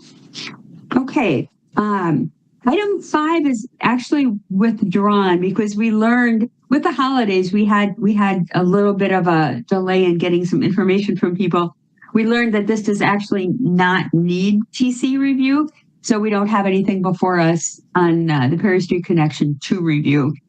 And at this point, if there's no objection, I would like to move to item 9, which is the late item on the agenda on the Cannonball Path Phase 6 Fish Hatchery Road right-of-way. Any objection to that? Okay, Aaron, are you here? Yep. I am here. Hopefully all the technologies work. Okay. I'm going to share. It looks like maybe someone else is currently sharing. Alder Martinez Rutherford, you might be sharing something that I don't know that you mean to share. Not sure what's happening there. Okay, there we go. I for sure didn't. I'm so sorry. Yeah, we have had just a technology issue fest tonight. So there you go, Aaron. Thanks. Okay, so you can see a PDF exhibit? Yes. Okay, great. And yeah, let me know if anything cuts out or if my audio cuts out or anything, because I am joining over just the web application as the Zoom update was causing problems. But anyways. Yeah, so many people had issues with that tonight, Aaron. So we're not sure exactly what happened. Yeah. They need to get into their 2026 mode over at Zoom. So today I have got the Cannonball Path project for everyone. This is going to be just review and feedback from the commission. And I appreciate you jumping to this item. So I'm sure a lot of folks are aware of the long-term goal to connect the Cannonball Path where it currently ends at Fish Hatchery Road by the railroad track, connecting it to the Wingo Creek Path. That's been in the works for many years. Folks are also probably pretty aware of the previous iteration of this project, included an off-street path that followed along the railroad track and then behind Madison Newspapers, Bowman Field, and Wright Middle School. That required a railroad track crossing, which was denied by the Office of the Commissioner of the Railroad, as with opposition from the railroad itself. With that denial, we have moved forward with an alternative route to still make this very important path connection happen, and doing what we need to within, largely within the Fish Hatchery Road right-of-way to make that connection. So I will kind of zoom in and go through this exhibit, starting on the south end.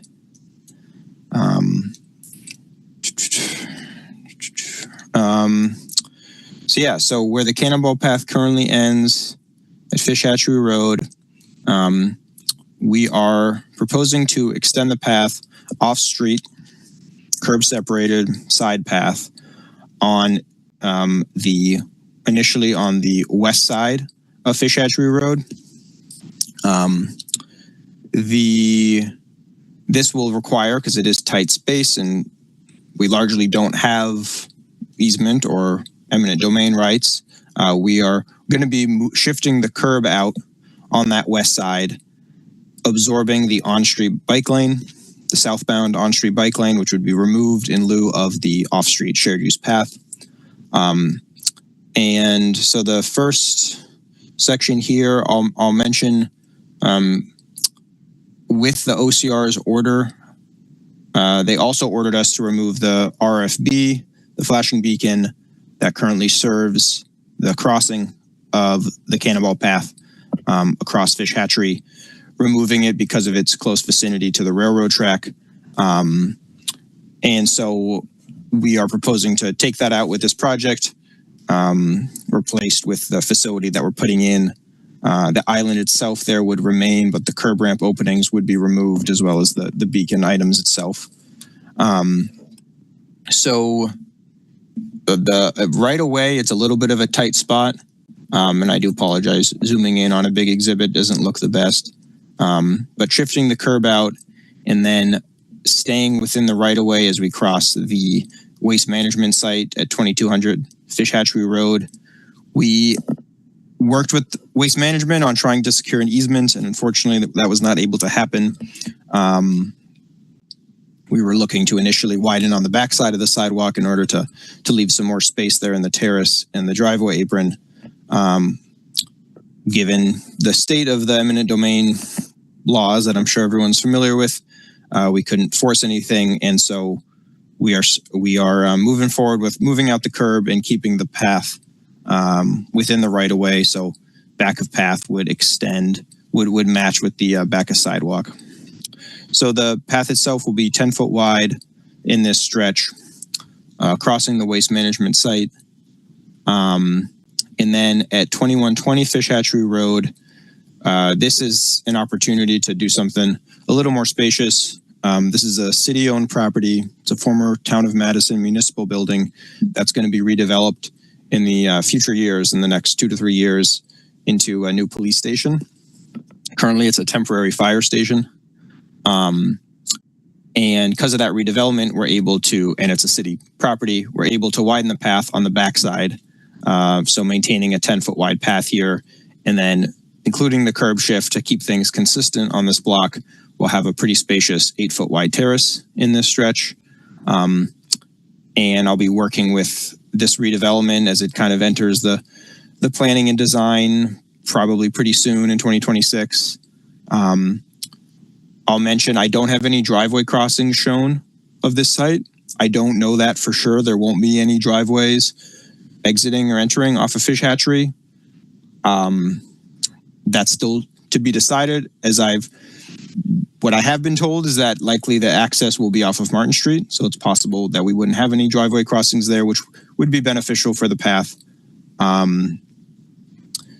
to avoid commercial driveway crossings. But that will be in part coordination with that redevelopment. So the 10 foot wide path on the west side will continue. And then here at Martin Street, I want to make a clarification if folks had seen the materials from the public meeting. Initially, we had a new signal going in Martin Street to facilitate a diagonal crossing of the path to the east side.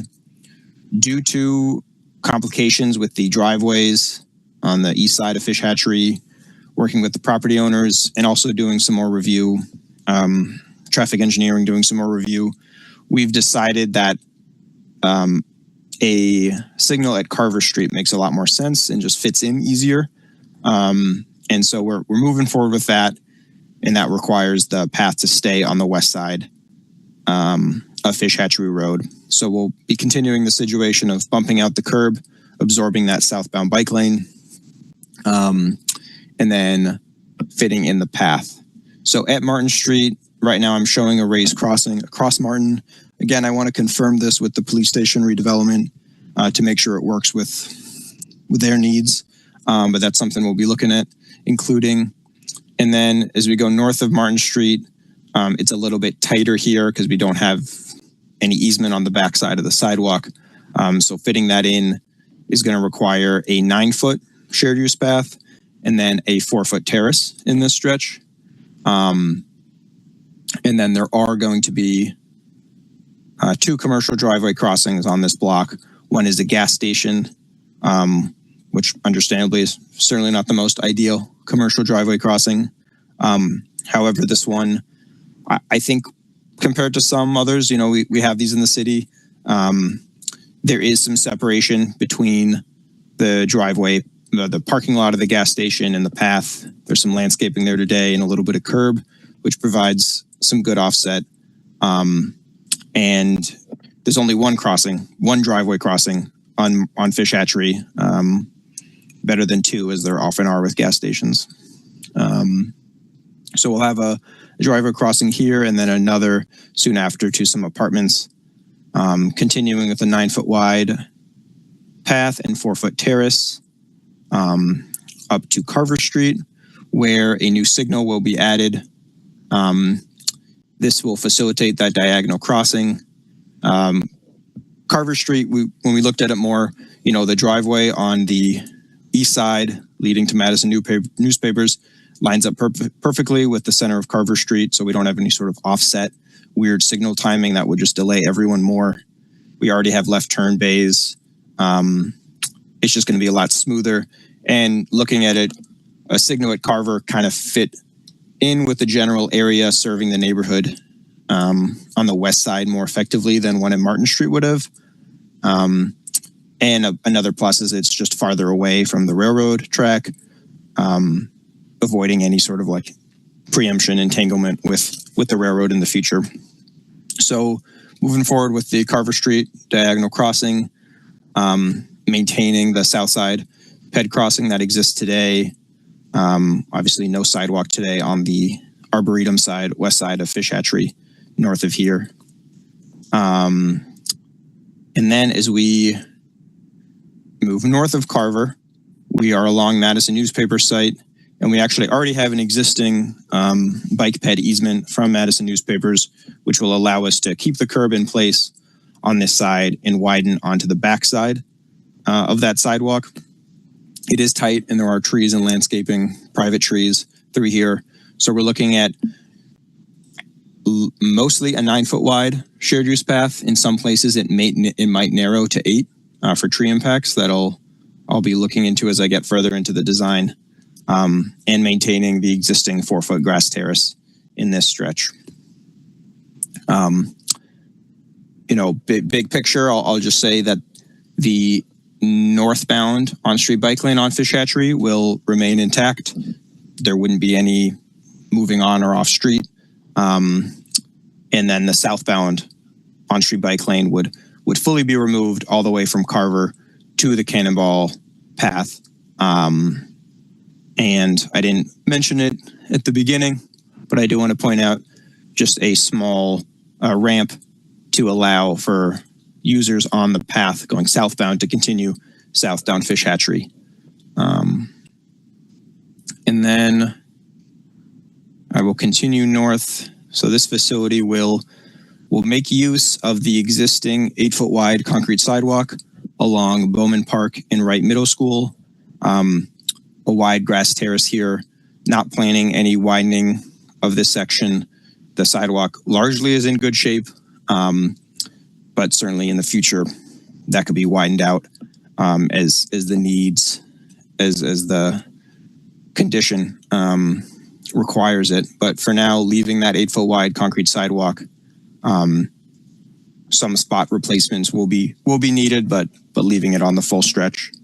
And then kind of the last piece of this project to make the final connection to Wingo Creek Path. We are proposing a new bike pedestrian bridge over Wingo Creek that would follow parallel to the existing roadway bridge of Fish Hatchery. So this is pretty similar to what was done on Atwood a few years ago with a parallel side bike pedestrian bridge. It wouldn't be quite as wide as that one. It would be a more standard 14-foot is what we're looking at. We did take a look at, could we modify the existing roadway bridge and fit a better bike ped accommodation than just the small 5-foot sidewalk that exists on the east side of that bridge today, and without making changes to the travel lanes. There's really not room to do that. And didn't mention in the beginning, but this entire stretch of Fish Hatchery from the railroad track to Wingra Drive, this is all a county maintained roadway. So everything we're doing, we're running it through the county, making sure they're on board with what we're proposing. And so far, so good on that account. But they have stated they don't want to make changes to travel lane, car lanes on Fish Hatchery. So we have a new shared use bike ped bridge over Wingo Creek, and then a connection into the Wingo Creek path at that existing corner, not getting into major curb changes here.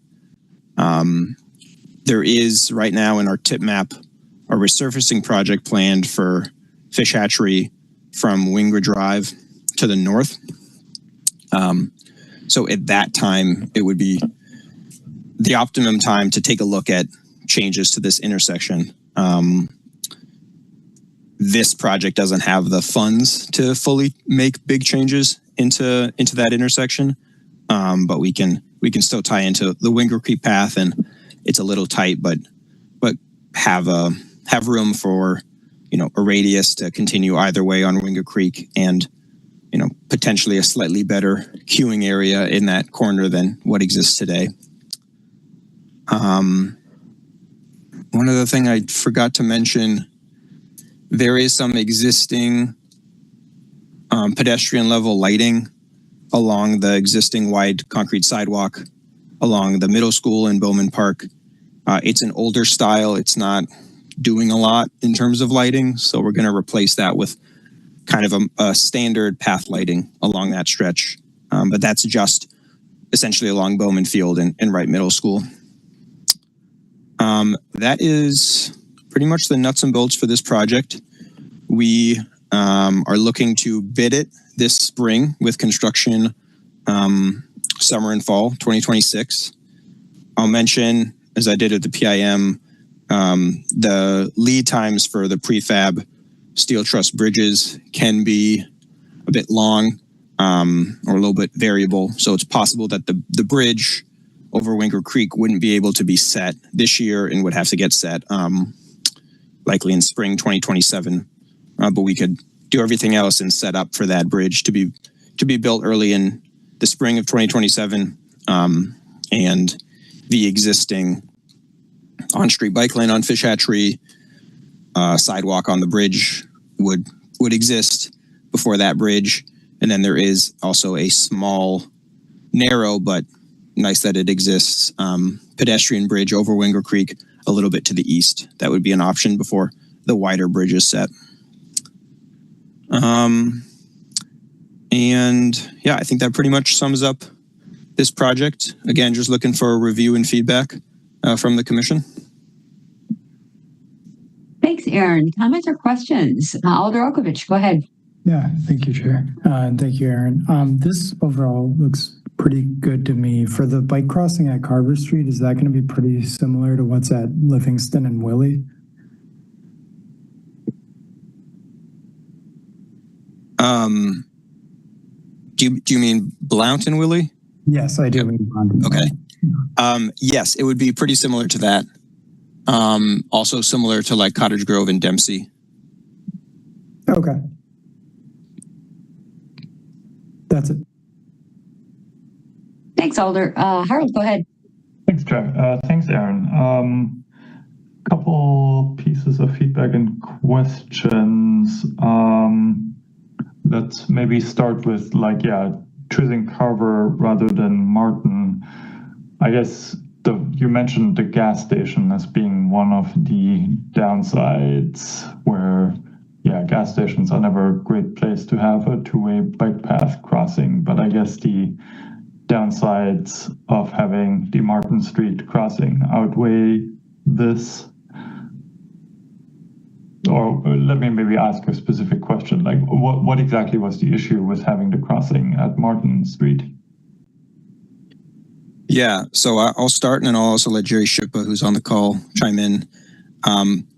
So a big issue was zoom in properly here, the location of the driveways on the east side. It's offset at a difficult amount of offset. Ideally it would be lined up and then the driveway could just be signalized with the intersection. But the degree of the offset would require, if the driveway location here wouldn't change, it would require a separate phasing between the east and west side of Fish Hatchery. So the overall, which is traffic engineers don't like that. The overall cycle length is quite a bit longer. It's inefficient, could lead to, people not following the rules. And we looked at, could we make changes to that driveway? Could we combine driveways and line things up? And, we're limited with what we can do. It's a lot of impact on private property. And the property owners, the tenants, specifically at 2115, a laundromat and a grocery store, were very against simply closing that northern driveway and leaving only the southerly one with deliveries in a pretty small space. Having only one apron could potentially really block people in. So that was a challenge. And another thing is Carver just lined up better. It already had the left turn bays. It's an easier fit. And I think looking at the overall big picture, it serves this neighborhood to go north much better than Martin Street would. It's kind of like the main, more of the exit from the neighborhood. And maybe I'll let Jerry chime in as well. Yeah, I think you covered a lot of the big ticket items there. The other thing with Martin Street, with the property owners not really wanting to reconfigure all their access, it forced us to try and fit poles and bases in really tight areas. We were being kind of asked to allow that southbound left to still be allowed, but we don't have a left turn lane. So then we would start looking, do we take out the median for a left turn lane? You kind of start fitting everything in and you're like, we're just making a big parking lot area and trying to figure out how to control everybody in that gets kind of messy. So we started looking at going north to Carver. Carver has been a location that's been on our signal priority list a number of years ago. We had a couple years where it was asked to be studied. Didn't meet warrant then. And just like Martin Street, it wouldn't today. But it does serve more of an area. Basically, we can put a signal there and more people can get use out of it at least. And so if we're going to install a signal that maybe isn't warranted, let's install one at a spot that's probably closer to being warranted sooner rather than later. So, you can imagine if something were to happen on the east side of the road with a development, we could potentially connect to Coleman and just provide a little bit better with a signal at Carver Street. And I don't want to talk for Kevin, but I think one thing I know I talked to Kevin about this, our ped bike coordinator. He had mentioned that Carver Street 2 is a little bit more in line for an east-west bike movement to use a signal there. So that would kind of line up well with coming out of the the Arboretum. Those are kind of the main points. There's one other real small point, but should be mentioned is with the RFB close to the railroad track being replaced with a signal at Martin Street and now at Carver Street, we're actually getting rid of 2 RFBs and replacing them with a signal. So from like a long-term maintenance standpoint, that's attractive for us. But the big thing is just it's a better fit for a signal. It's a better geometric layout. We have more room, and we think it serves more people overall. Okay. Yeah, thanks. That's really helpful. I guess one concern I had about Carver is if you have southbound Fish Hatchery traffic, I think that's roughly where the speed feedback board is. And so, whenever I'm on Fish Hatchery, like there's the Arboretum to the right. So it's like this open roadway, and the feedback board goes flash, flash, flash. People go really fast, and maybe they slow down a little bit when it comes to the built-up area. So I think that might have been an argument for Martin Street, that maybe speeds are a little bit lower, people are a little bit more focused, but I see what you're saying about all the other arguments here. Might be something to have a conversation with the county about what can be done about speed management on Fish Hatchery. Yeah, and I should say that kind of ties into something else I probably should have mentioned too. There is a hill and a curve there, which makes visibility a little tight in the southbound direction. We still have enough visibility for signals, but we would be looking at kind of relocating all the different signs, get them. We don't want to. Certain signs you don't want by signals. You want them a little bit further away. Driver feedback board you don't want right next to a signal, so we'd maybe look at relocating that or getting, I don't know about getting rid of it, but we would look at what to do about that. We may have to use advanced warning signs so like drivers know that there's either they have better visibility of the signal or that the signal is about to change, something like that. So that is probably the biggest concern we have, is just that southbound traffic, making sure that we don't have like a red light running problem there. Okay, thanks. At the waste management driveway, I think people the trucks can make left turns from northbound Fish Hatch into that driveway. I guess we're painting that, and that might be the best we can do to make sure that the trucks that actually are visible in this picture here, make sure they watch for people walking and biking on the two-way bike path. Is there anything else we can do there?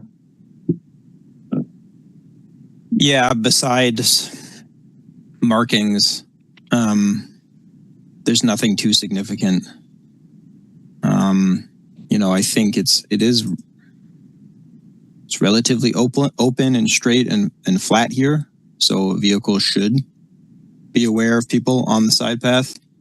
We'll be leaving that island, which should help people, from taking too tight of a left turn. And we'll have, the detectable warning fields at the driveway, as we will at all the commercial driveways. But yeah, unfortunately, without an easement, there's not too much else we can do to get it through here. Right.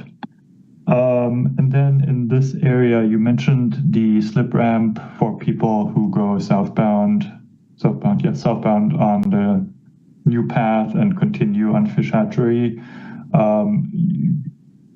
Thinking about people who come on the existing Cannonball path and turn right onto southbound Fish Hatchery, how they can make that movement. I don't think it's a super common movement, but somehow accommodating that, I think, would be good too. And I'm not sure. Maybe the slip ramp works for that.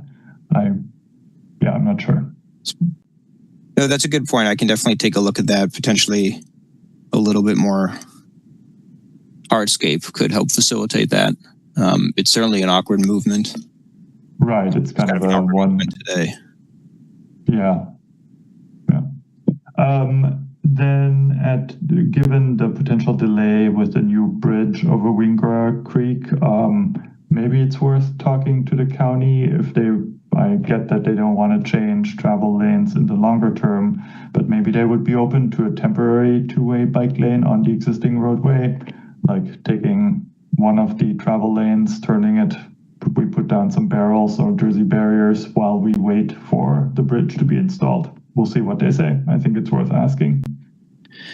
Yeah, it's definitely something we can bring up. I do know that with John Nolan going on, Fish Hatcheries is taking more of a load.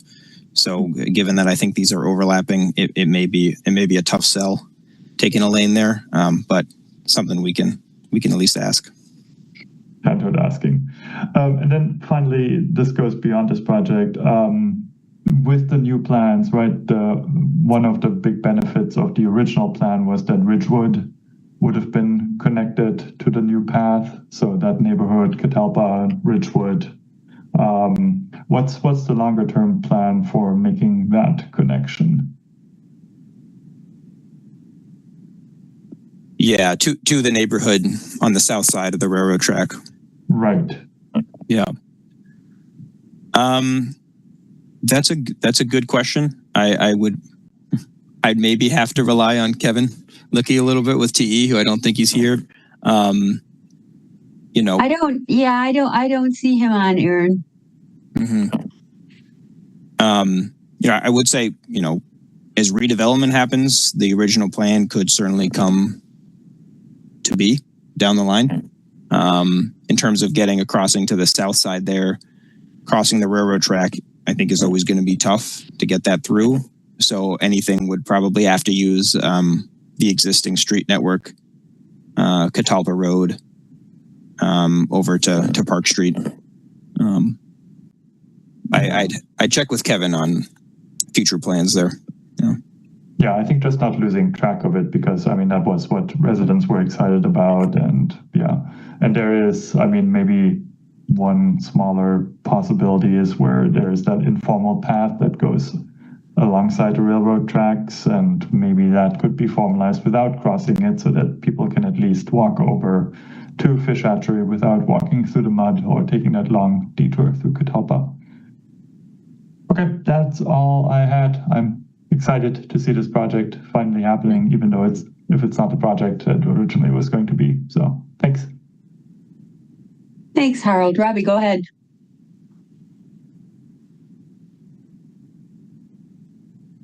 There we go. I was trying to look for my unmute. I'm really glad that we're finally going to get something done here. And I just had a random question that I've been wondering about. So this, on the northern end of this project, we're basically going to be directing bicyclists on the sidewalk that runs past Wright Middle School. How much of a problem is it for middle schoolers to share that sidewalk? Is that currently an issue? And do they sort of wander out onto the sidewalk, or do they kind of go a different direction? I'm just imagining all of these 6th to 8th graders, kind of blocking that route as school lets out. Yeah, especially those peak times. I haven't heard anything anecdotally through public meetings. I've been in discussion with the school. I haven't heard anything specific against their concerns. Certainly a wider facility here, even greater than 10, something 12 or up would be ideal and could come in the future. Unfortunately, the budget for this is constrained to do what we can to make something work, shared use, and take advantage of what's already there. But yeah, I've been in discussion with the school, so something I could run by them, see if they have thoughts. Yeah, obviously this is our second choice as far as route. and it's better than riding on the road. But I'm sort of imagining either the middle schoolers blocking the bicyclists or the bicyclists being a danger to the middle schoolers. So I was just kind of curious whether that was currently an issue with people riding on the sidewalk there. But anyway, that's just a random question. Thanks. Any other comments or questions? Pepe, go ahead.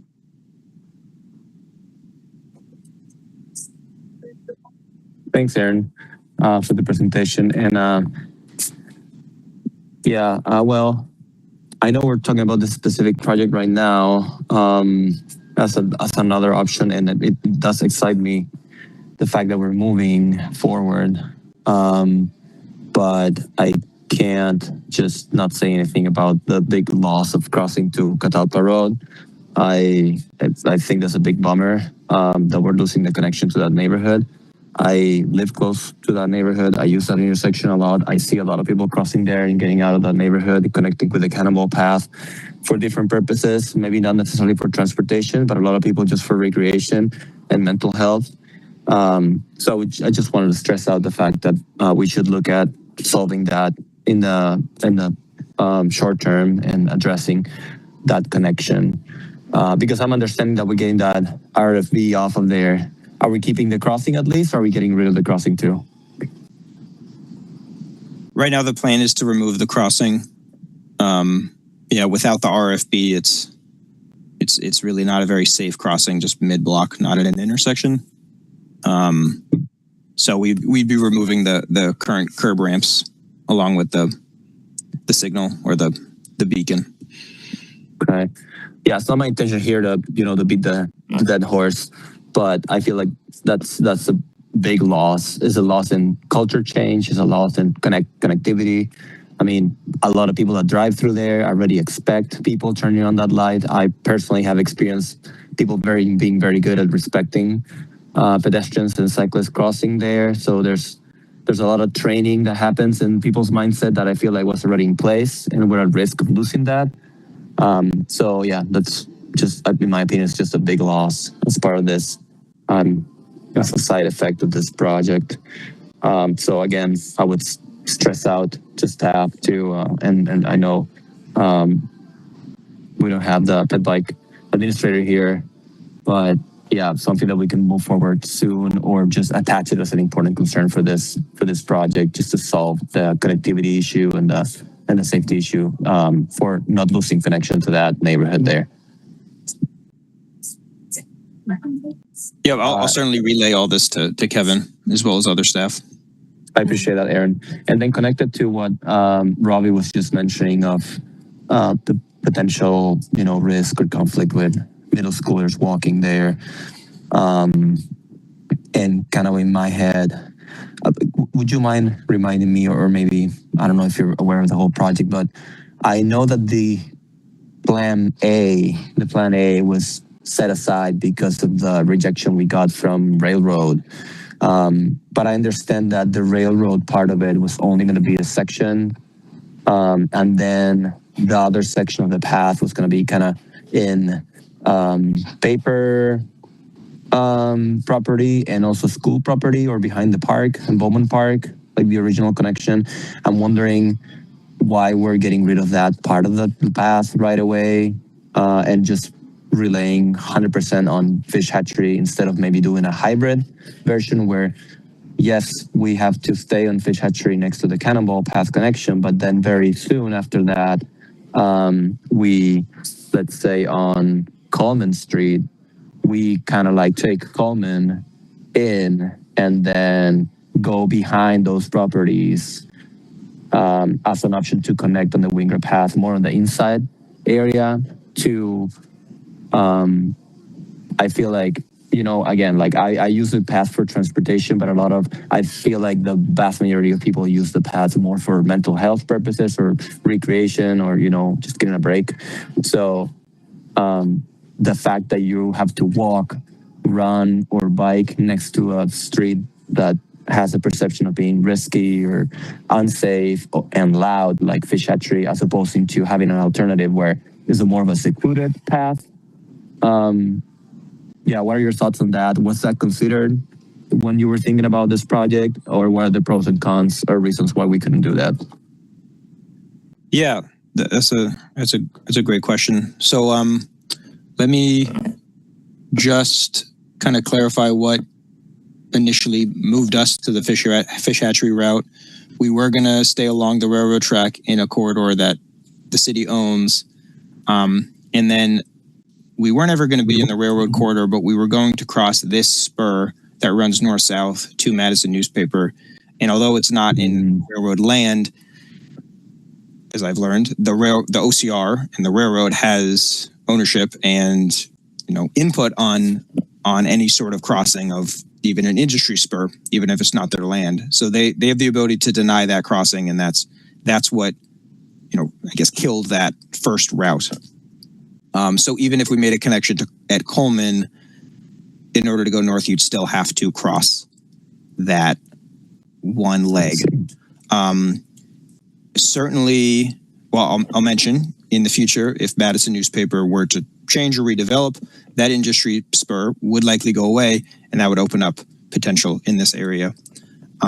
In terms of, why not have an off-street path that follows the edge of Bowman Field, kind of more akin to the initial route, and then followed north up the park in middle school. That would be possible given the need to make this connection and this work. The funding that's set aside for this project doesn't have the money for that, which is why we're taking advantage of the existing widened sidewalk. That certainly could happen in the future. It would obviously be coordination with parks and the school still. That is something that could happen.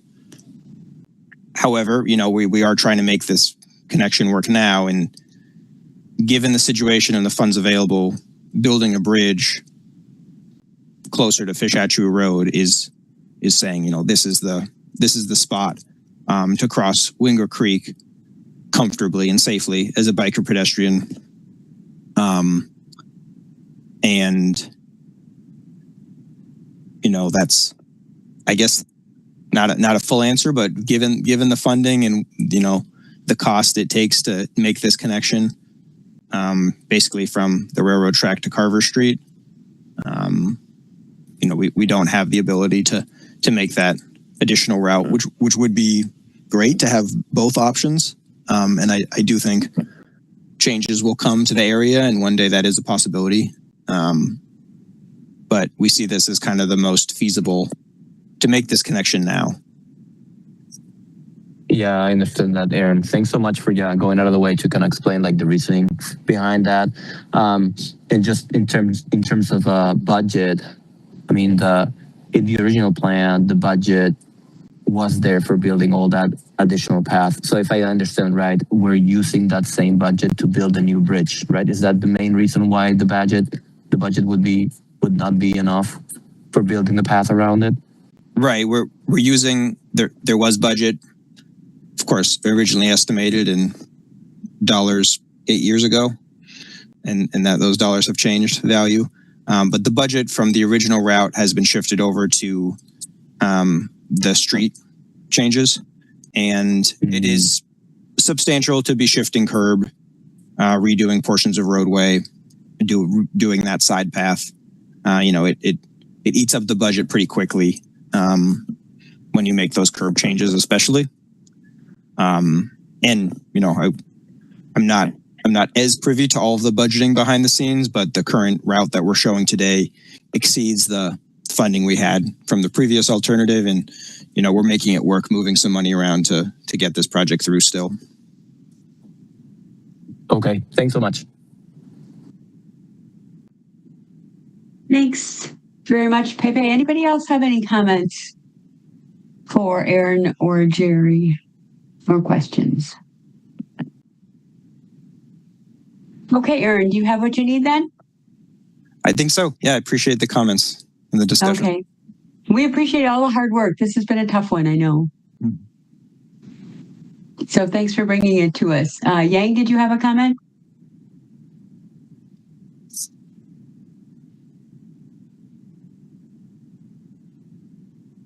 You're still muted, Yang.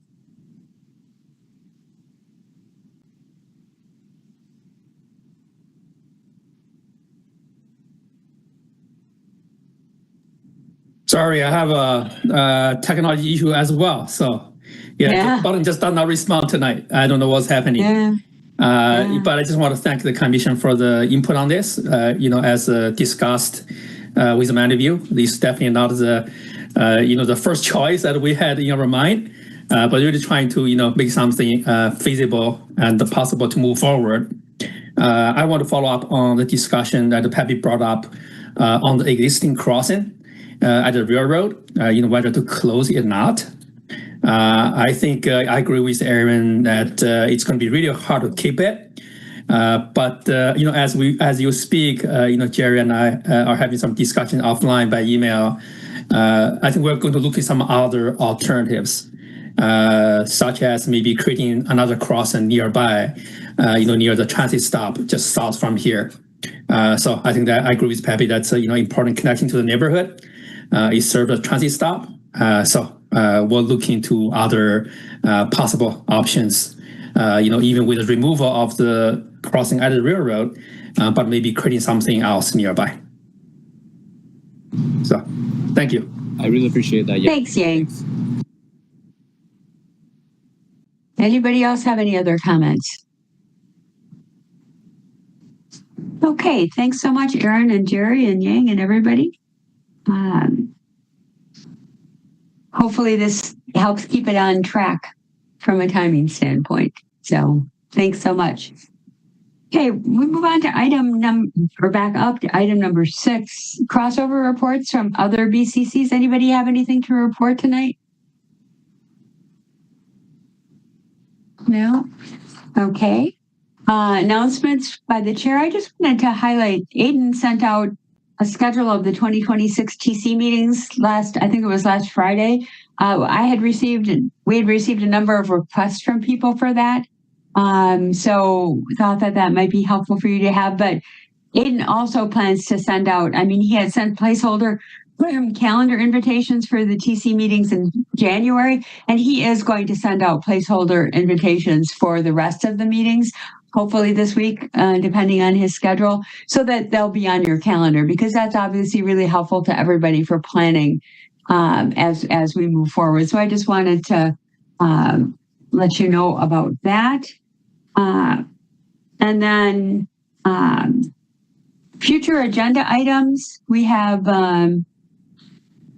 roadway geometry for construction of South High Point Road from Midpoint Meadows to Raymond Road.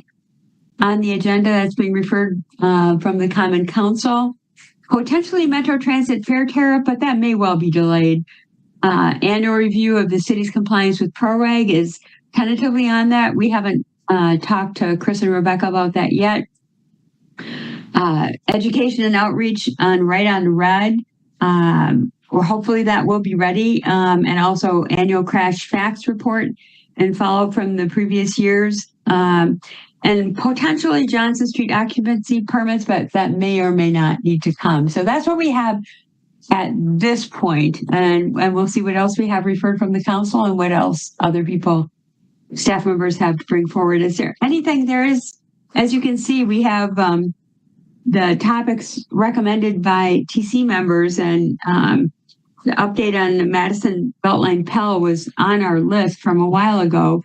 And you can see we certainly crossed off some of them, but we're still working on those that you've made in the past. Anybody have anything else as future topics you would like us to add to the list? You can always email me outside of committee as well. Okay, I need a motion to adjourn. Harold. Move to adjourn. And we need a second. Please. Robbie, we have a second. All right, we have a motion and a second. I'm assuming there's no discussion, and I'm assuming unanimous consent vote from everybody. And thanks for the great feedback and participation again tonight. Really appreciate everybody's thoughtful comments as usual. So thanks, everybody. See you next time.